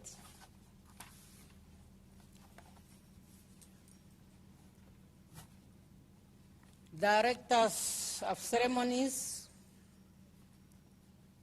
comrades, Colonel Laimi Hawala, the children and the entire Hawala family, Your Excellency, Dr. Nangolo Mbumba, our fourth president, Dr. Heria Harijangurare, our Prime Minister, Your Lordship Peter Shivute, our Chief Justice, Honorable Natangwa Ithete, our Deputy Prime Minister,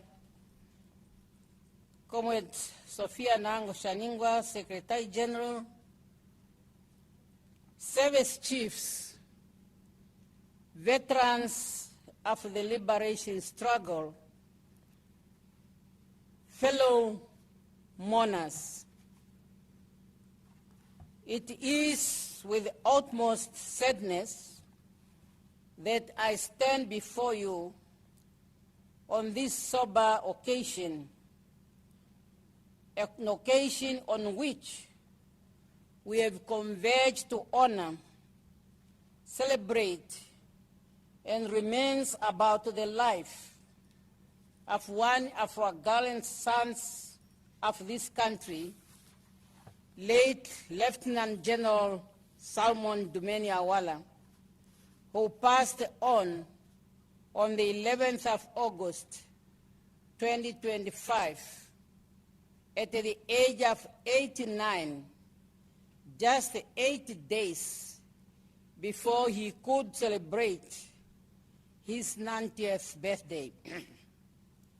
Today is more painful for his family members, his comrades, and those that were closer to him, because this service is taking place on the eve of what should have been a celebration of his 90th birthday, which was meant to take place tomorrow, the 6th of September.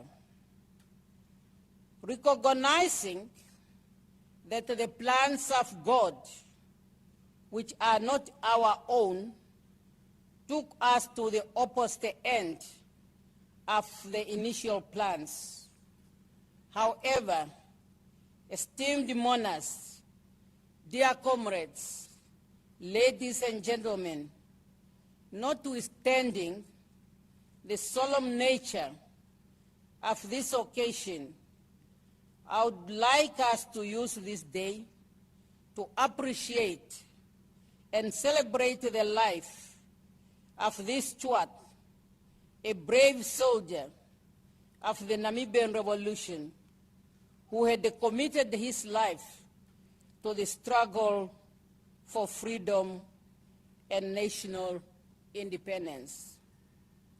I'm taking the floor after we have listened to the 3 Secretary Generals of SWAPO Party, 2 former, in person of Comrade Ifike Punyepohamba and Comrade Nangolo Mbumba, and our current Secretary General, Comrade Sophia Shaningwa, who as chief administrators of our party, though at different levels, have elaborated what Comrade Hawala has done for this country, that all of us have to celebrate his life.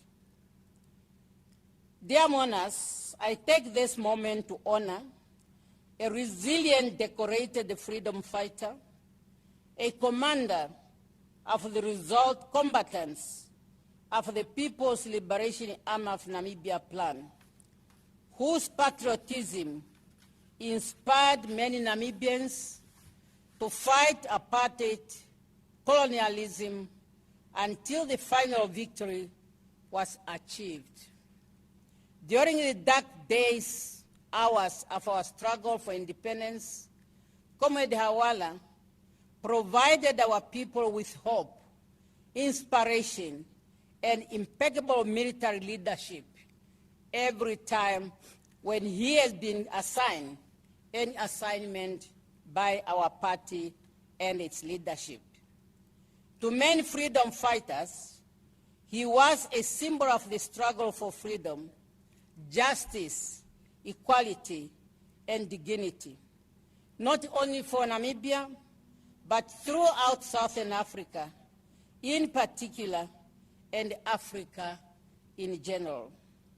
His selfless sacrifice inspired the generations of freedom fighters who fought relentlessly for justice, freedom, and human progress. He leaves us with a legacy of resilience as we forge ahead with the daunting struggle for economic independence and prosperity for all Namibians. Comrade Hawala was not only a deputy commander of plan and a military leader in an independent Namibia. He was a bloodily committed freedom fighter, a pillar of strength, and a political rock that demonstrated a spirit of bravery, forfeited, and selfless leadership. He belongs to the galaxy of selfless martyrs, a generation of principled, dependable, and militant leader of Namibia's independence and liberation. He was an accomplished military strategist. We have learned that in his story that he gave himself, and also from all the comrades who works with him. I wish to remind you that when the call to liberate Namibia from German imperialism and apartheid colonialism anchored throughout Namibia, it was the heroes such as Comrade Hawala who answered the national call without hesitation.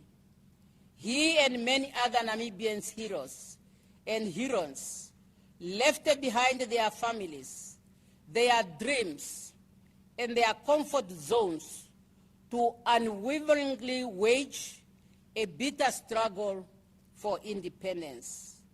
Their dedication and commitment to the freedom of Namibian people should serve as a shining and inspiring example to the current and future generation.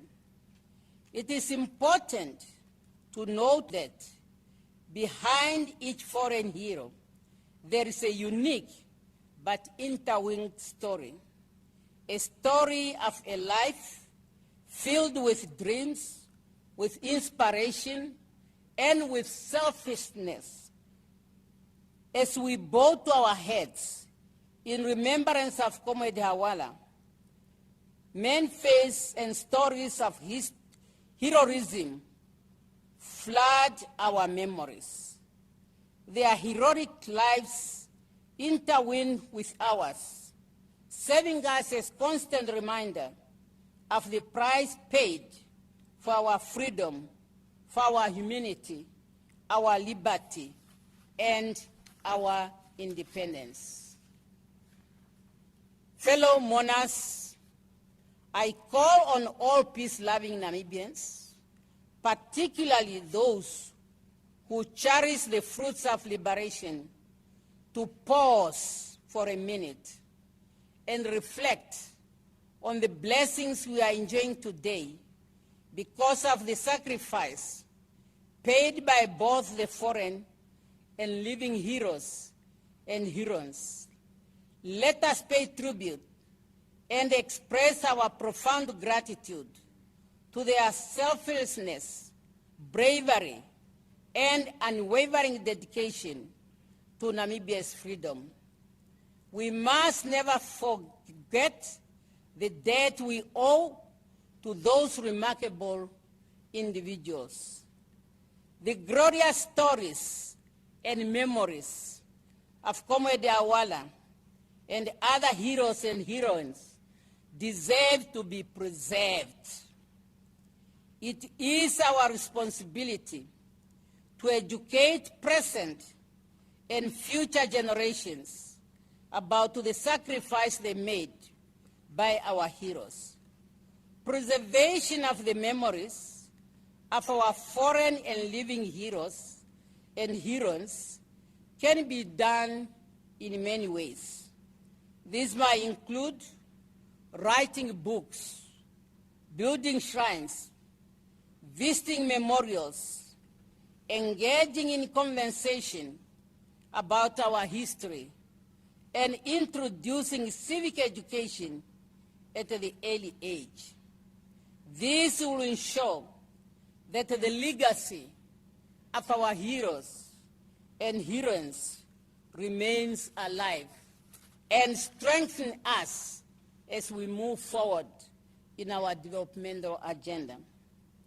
At times like this, when we honor our heroes and heroines, we must endeavor to inspire a spirit of unity, nationhood, and togetherness. It is the unity among the freedom fighters of SWAPO, both inside and outside of the country, that brought us this freedom and independence. Like every true member of SWAPO, both in the leadership and the rank and file, Comrade Hawala never worked as an individual or as part of a selected group.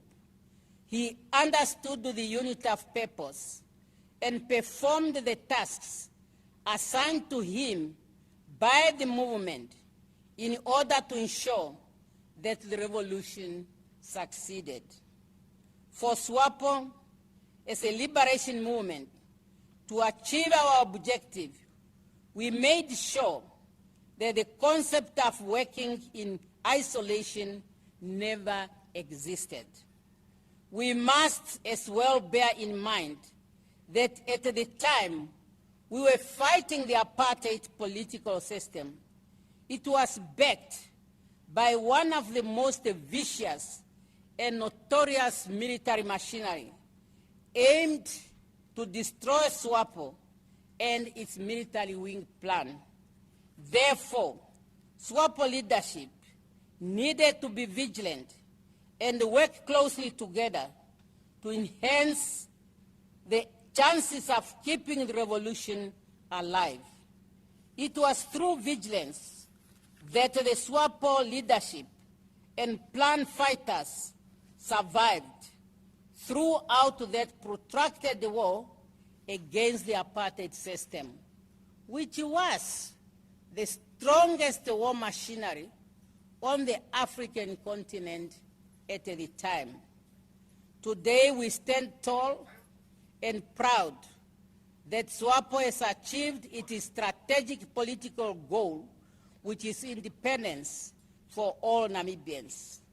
Thanks to the SWAPO leadership and everyone else who ensured that the apartheid system was defeated and eventually dismantled by the Namibian people. Fellow mourners, the long and the bitter war of the liberation struggle for independence, there was a general, or following the long and bitter war of the liberation struggle for independence, there was a general amnesty proclaimed by the then Administrator General in 1989. The purpose was to ensure that the erstwhile enemies were pardoned. Hence, the SWAPO party, under the leadership of Dr. Sam Safishuna Nuyoma, may his soul rest in eternal peace, introduced and implemented the policy of national reconciliation that has helped the unity and healed the wounds of this country and its people. 35 years of independence, we should now focus on moving forward as united people in order to achieve absolute economic freedom. The unity of our people must transcend political differences, cultural background, personal beliefs, regionalism, and tribalism. Those were the ways used and continue to be used to turn our people against each other. And as a nation, we must resist such maneuvers. We are an independent country, and we have to determine our destiny so that each and every Namibian will be a beneficiary to the sweat and the blood of our heroes who fought for this country. Fellow mourners, it must be underscored that heroes do not die as their legacies lives on. On that note, Comrade Hawala served as planned deputy armed commander during the liberation struggle. He served in different commanding positions. He served in political bodies, such as being chief representative, served in the Central Committee and Political Bureau. Furthermore, as a tireless and responsible Namibian who stood ready to serve his country and his people, after independence, he served as the first army commander and eventually the second chief of the Namibian Defence Force before his retirement from active military service. He is the one who led the fighting forces to be combined, and the Namibian Defence Force was established. Only a person of that caliber can do such a job, knowing the history where we are coming from. Against that background, fellow Namibians, I therefore urge all Namibians from all walks of life to stand together, hand in hand, and champion the importance of unity in preserving the values that our heroes and heroines stood for by sacrificing their precious lives for the independence of the land of the brave.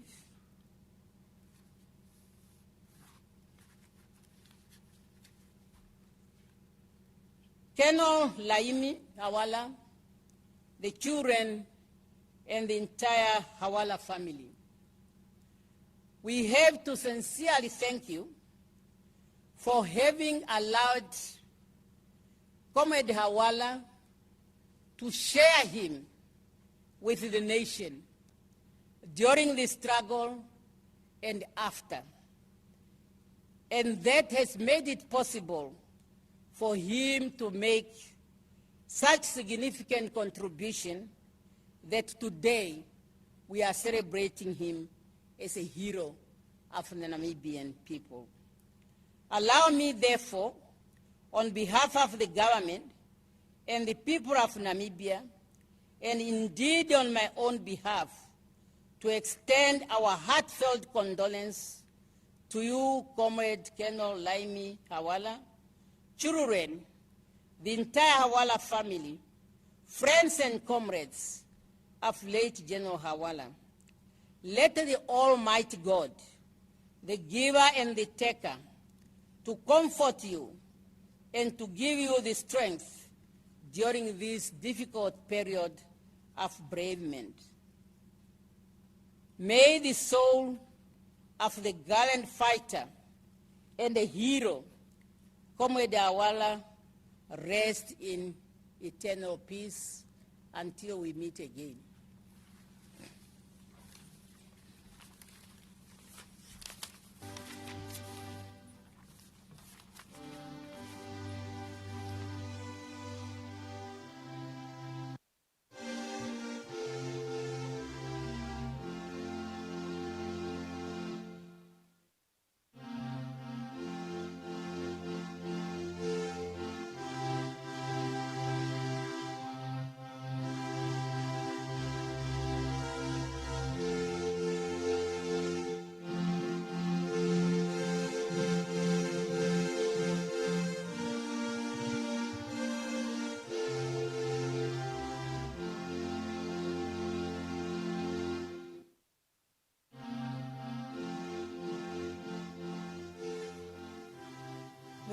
That was the message by the President of the Republic of Namibia, Commander-in-Chief of the Namibian Defence Force, and Chief Mourner of the state funeral of Comrade, as they are referring to him, that is Lieutenant General Solomon Dumeni Hawala, who died last month at the age of 89.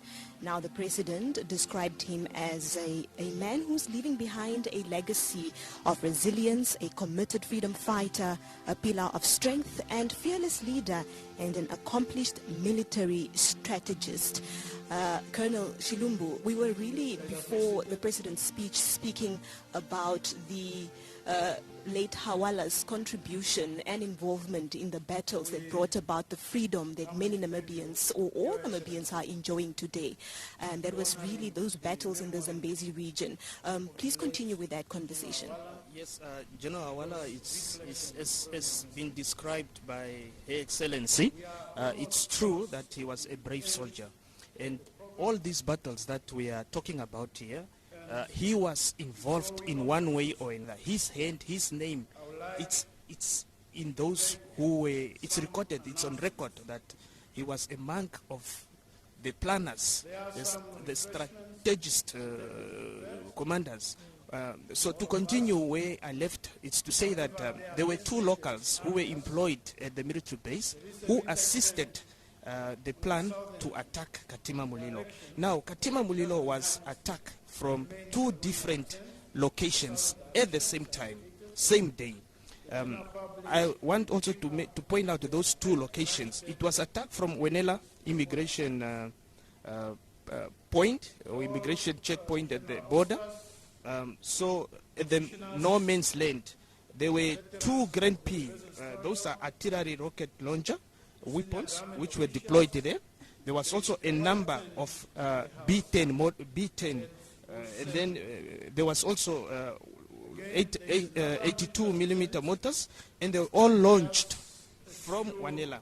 The other location, or the other direction, it's from just across Protea Hotel, across Zambia, Shesheke.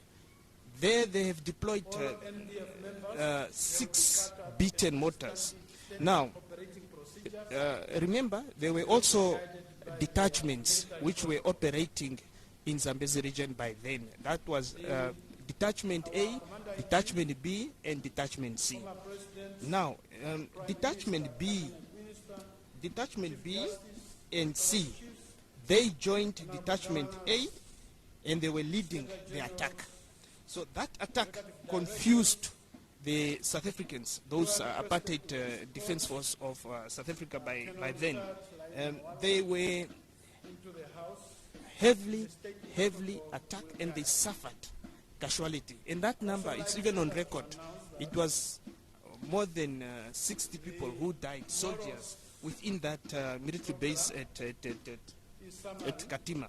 So that attack was planned to take place at 4 o'clock in the morning on the 23rd of August 1978. But instead of that, the attack happened to take place earlier than the planned time, because while the planned combatants were at no man's land, 2 South African troops were on patrol during that evening, and they picked up that plan was about to launch an attack early morning hours.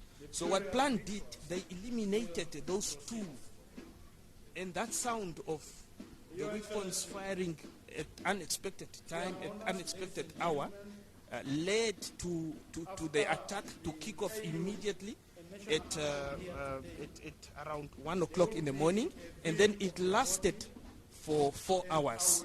So that's why all these battles that were fought in Zambezi region, his name, Lieutenant General Solomon Dumeni Hawala, will always appear, because he was the commander behind at the command post inside Zambia. And that's why all these speakers, they brought up the attack of South Africans in Zambezi region. Yeah. Now, Colonel, We've also really learned today about, the trainings that the late commander undertook that was in Tanzania, North Korea, and the Soviet Union. Would you say that this played a significant role in the type of leadership that he possesses or that he possessed during his time? As I mentioned earlier, that Lieutenant General Solomon Dumeni Hawala is a brave soldier, and his visionary leadership led to uncountable scores of military victories against the occupational forces. General Hawala has been an admired military commander, and he participated in many battles as a junior officer. Yes, Colonel. I really need to interrupt you because I think we're about to see the benediction there being done by Lieutenant Colonel Simon Katileni Malima. Let's pay our attention to that.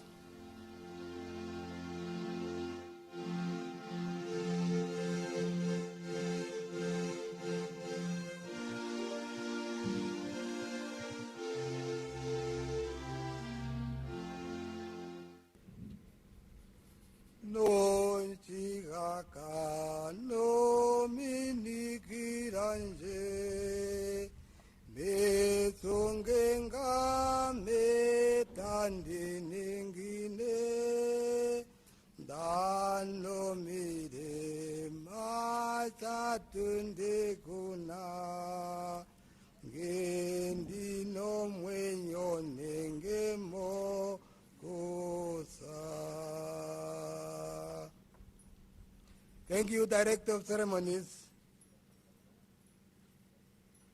Your Excellencies, President of the Republic of Namibia and Commander-in-Chief of the Namibian Defence Force. May we be guided into the benediction with the two verses from Exodus 33, verse 15 and 16, and it reads as follows. Moses said, "If you do not go with us, don't make us leave this place. Your presence with us will distinguish us from any other people on earth." We have been here in the presence of the Most High, and all what we did during this afternoon have been blessed. May I now humbly request that we rise for the blessing of the Lord.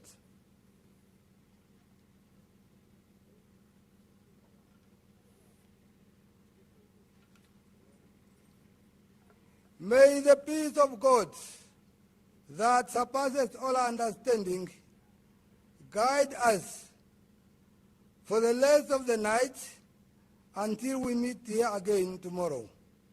In the name of God the Father, the Son, and the Holy Spirit. Amen.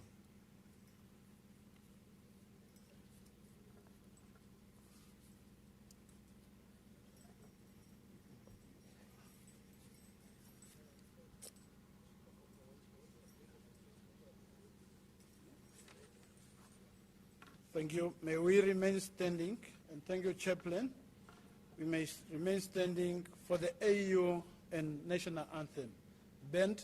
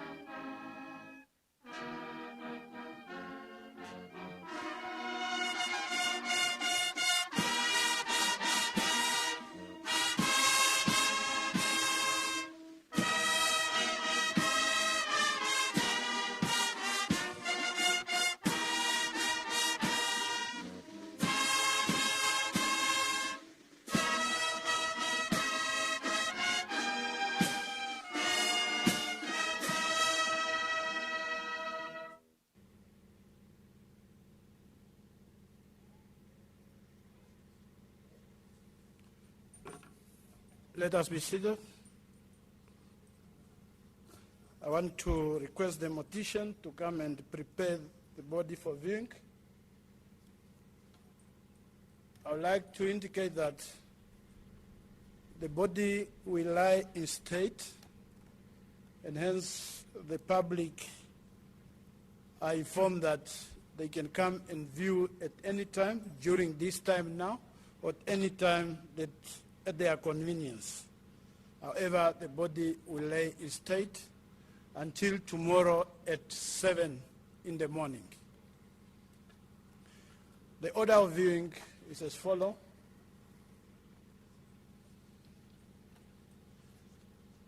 Her Excellency Dr. Netumbo Nandi Ndaitwa will escort Colonel retired Laimi Hawala, the widow, the children, and the great-children.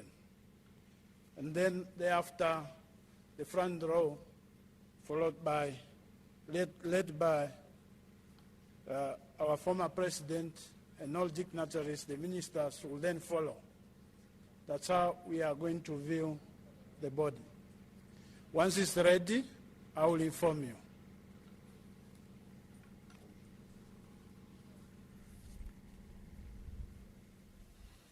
Well, that is Brigadier General Philemon Hidimonjila Shafashike, who is the Chief of Staff Policy and Plans, just giving an order of instruction on how the viewing of the body will go, that is of the late Lieutenant General Hawala. Colonel Shilongu, we also just heard the Director of Ceremonies announcing that the mortician should come and prepare the body for viewing. What does that include, and what does preparing the body for viewing mean? The bearers have to remove the flag, the pole, the flag, that flag on the casket, it's called a pole. They have to remove the pole, they have to remove the accoutrements, that include the headdress, the cap, the ranks, the medals, the sword, and then they have to open the casket for the public to have that opportunity now to view and pay their last respect to the late Lieutenant General Solomon Hawala. The Director of Ceremonies also announced the order in which the viewing will take place, which we will see the chief mourner leading the family, which is the widow and the children, to the viewing. Is this a normal protocol for state funerals? Yeah, that's a normal protocol that the chief mourner have to lead the widow and the children and then the family. That will be followed by senior government ministers and officials and officers, and then also the chief military mourner will also form part and parcel of those government officials, and then we'll have now other military generals and senior officers who will also follow, including everybody and then the public. But to the most important point that the Director of Ceremony have announced to say the casket or the body will lay in state. Yeah. Lay in state meaning that the body of the late Lieutenant General Solomon Dumeni Hawala will be here throughout the night, so that the citizens come and pay their final last respect before the burial tomorrow. Lay in state, it symbolizes the nation's gratitude, giving the public a chance to pay or to say a farewell in the official and respective manner. And that's why that opportunity is given to anyone within the region of Oshana, Oshikoto, Ongwediva, Msati. They can still make their ways to Ohakweenyanga and pay their last respect to the late. What kind of behavior is expected from the general public when they make their way here to view the body of the late Lieutenant General? It's normal or as usual. We expect that the public should come and pay respect only. We are not expecting anyone to come having a device, being electronic device, being a video camera, being a a cell phone or taking photographs of the late. It's not human, it's not ethical to do that. And that's why we requested that those who will be coming, even during the night, they should refrain from taking pictures or photographs of the late while he is resting. Let's respect him. He is resting, and let's allow him to go. Yeah.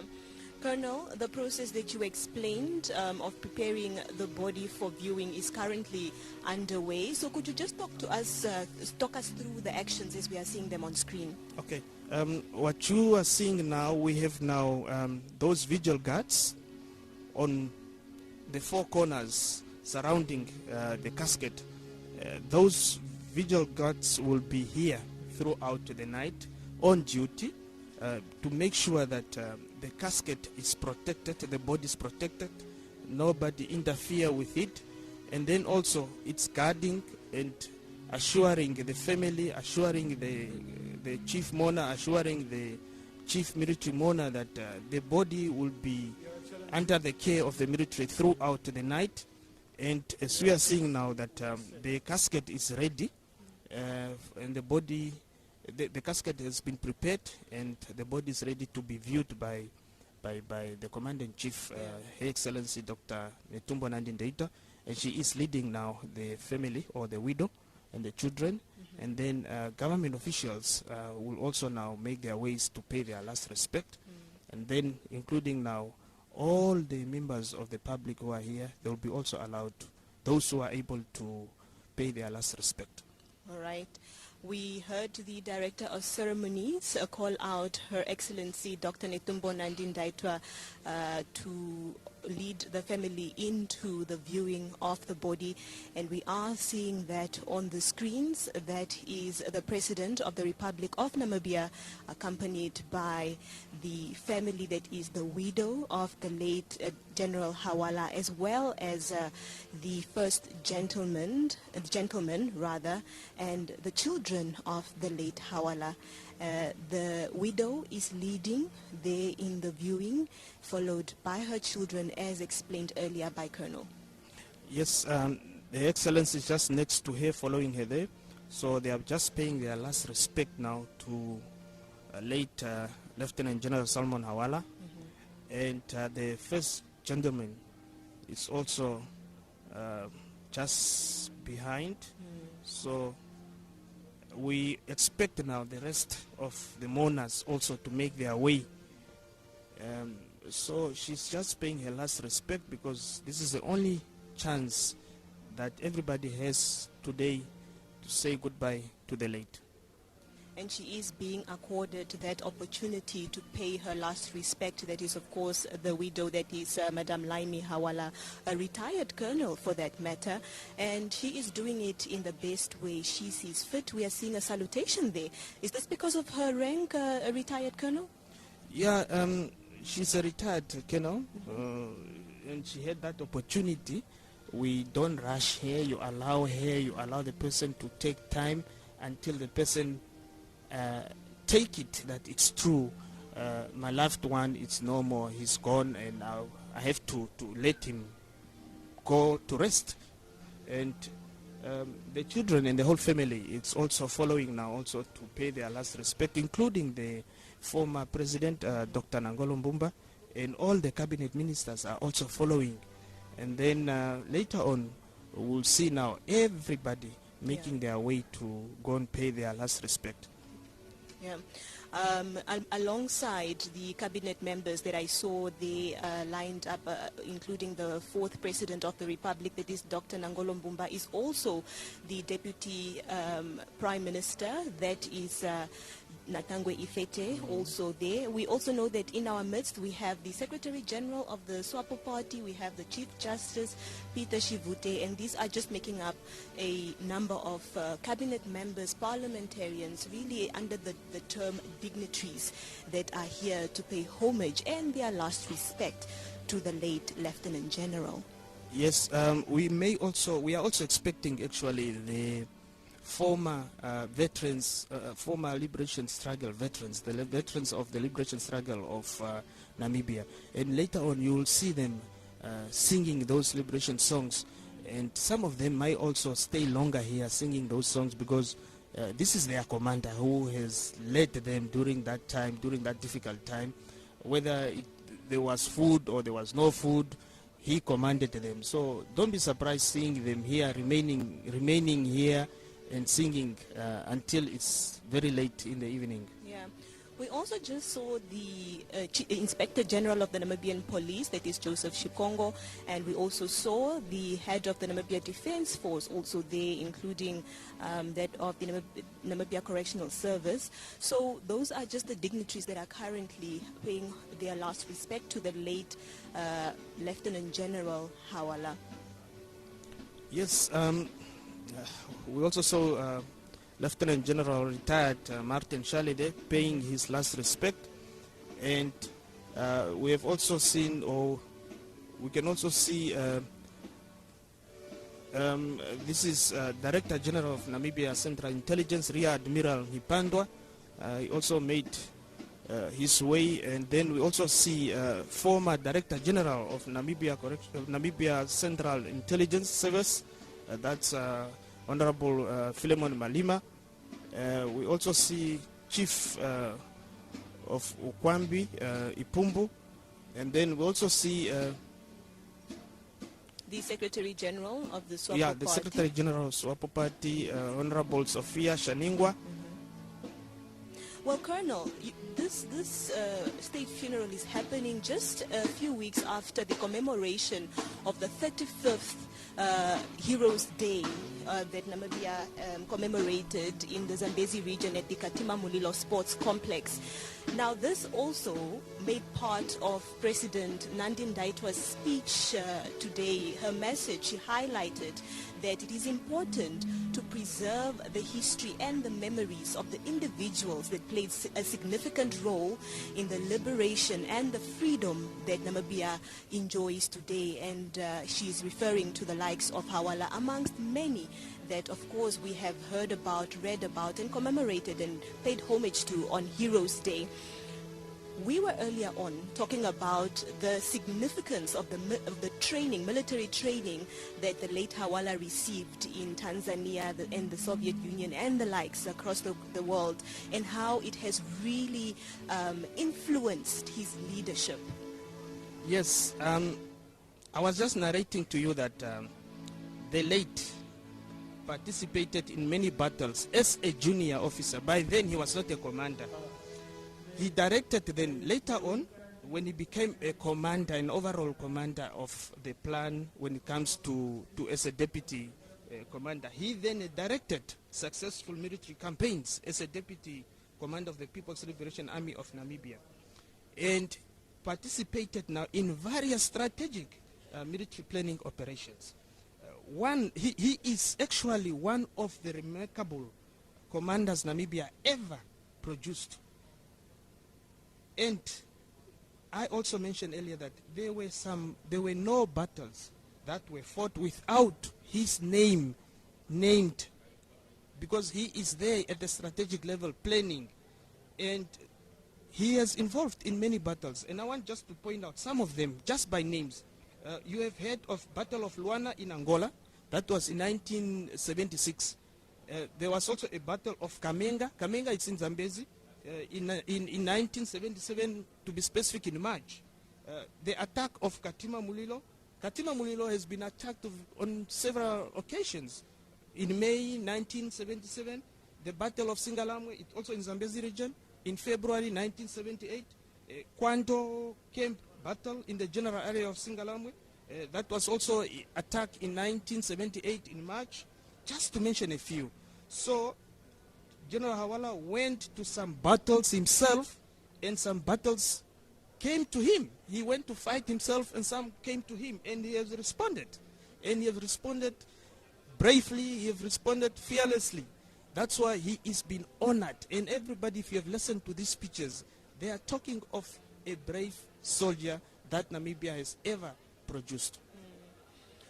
Would you think that him having served, as we've heard before independence, as a deputy commander for plan, influenced also, in addition to the military training that he received, his operations and structures and contributions really helped shape the Namibian Defence Force during his tenure from the year 2000 to 2006 and beyond.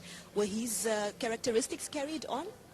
Yes, I would say it has influenced, because during his tenure as the Chief of the Defence Force, there were a lot of bilateral agreements that were adopted and their objectives were accomplished. This includes the implementation of mandates, the implementation of the mandate and the resolution of the African Union Peace and Security Council by the SADC region, the meetings of Joint Permanent Commission on Defense and Security between Namibia and Zambia, between Namibia and Angola, between Namibia and Botswana, between Namibia and South Africa. The exchange of visits at all levels, as well as the exchange of information and joint training exercises between these SADC countries. While at home also, the Namibian Defence Force during his tenure carried out their constitutional duty of maintaining peace and security of the country. And tirelessly, they rendered support to the Namibian police in the maintenance of law and order, as well also assisting the civil authority and civil power in combating the effects of natural disaster and man-made calamities such as flood, field fire, and you can mention a lot. He has done a lot, and the Namibian Defence Force has been accomplishing all these missions under his leadership. Well, Colonel, we are expecting that tomorrow the late Hawala will be laid to rest, right? And this is following the memorial service. As we have touched on earlier, the body of the late Hawala will be lying in state, and public, you are allowed and welcome to come in, view and pay your last respects for the late Lieutenant General Solomon Dumeni Hawala here at the village in Ondangwa, that is Ohakweenyanga Village number 1. You have heard that the Director of Ceremony have just announced that the public has until tomorrow morning 7 o'clock, that whole period, to be able to come and pay their last respect. So what will happen tomorrow morning, which is the 6th of September 2025, here at Ohakweenyanga, in the morning, it's from 7 o'clock, the bearers and pallbearers, they will prepare the casket for the burial. So that will take us around 15 minutes just to prepare the casket so that it can be escorted to the old cemetery here at Ongwediva. It's called the old Ongwediva Lutheran Cemetery. Yes. And then that procession will be led by our NDF provost, and then that provost vehicle will be followed by the chaplain, the vehicle of the chaplain, which will be followed by the gun carriage. After the gun carriage, the bearers. After the bearers is the pallbearers. Then we will have the chief mourner will follow. The chief mourner will be followed by the chief military mourner, and the chief military mourner will be followed by the family. So that will be the procession tomorrow morning. Now, of course, the memorial service is set for tributes and messages. Should we expect to see these tomorrow? The program is totally already crafted, prepared, printed.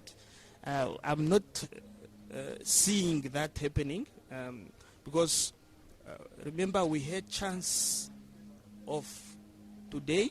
There was the official memorial service, and then last Tuesday there was a memorial service organized by the family where most of the veterans and family members, they have already paid their tributes.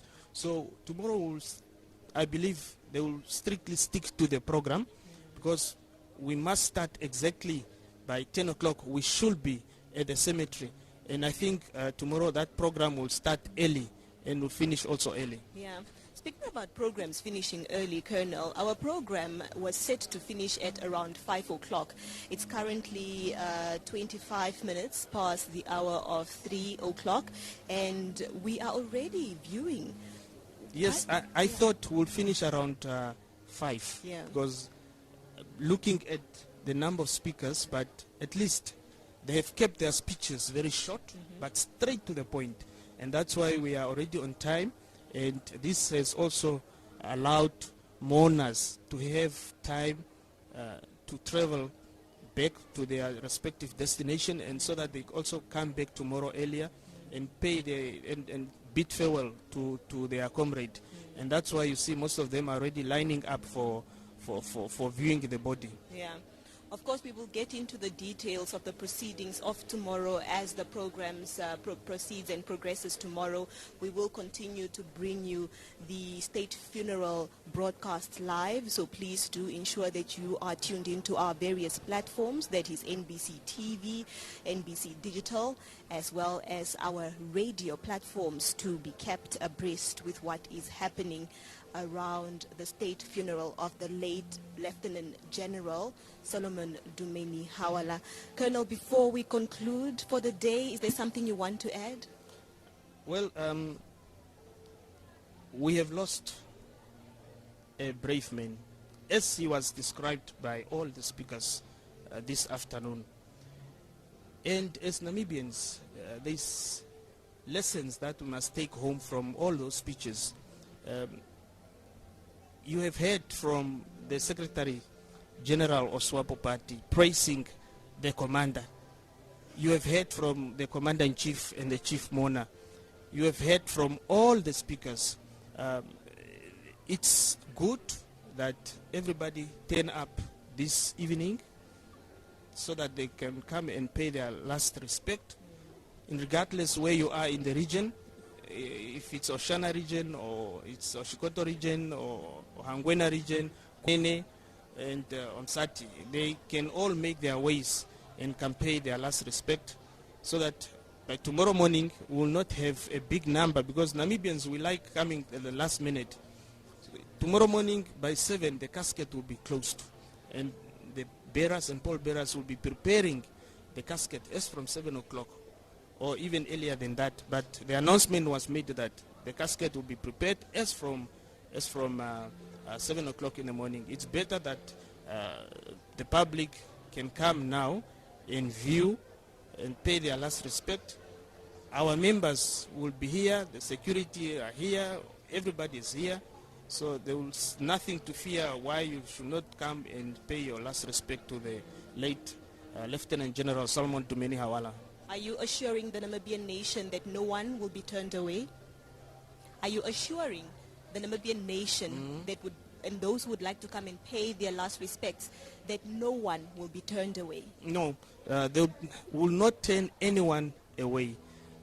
That's why it's lay in state means the public is given that opportunity, they are accorded that opportunity to pay their last respect from now until tomorrow morning. No one will be turned away unless you are a troublemaker, unless you want to cause problems. But we are not also expecting anyone to come here and cause problems. That's why our members are on the ground. The Namibian police are also on the ground. So it's pointless if you come saying that you are coming to cause chaos. It will not happen here. Yeah. So we are here to pay our last respect, and that's why I'm calling that people can come out in their numbers and can pay their last respect. Namibia is a peace-loving nation at the end of the day, so obviously we will not expect any chaos to be caused here. You are correct. They are, and they are very peaceful. Yeah. Colonel, we appreciate you for making time to be with us and to walk us through the proceedings for the day.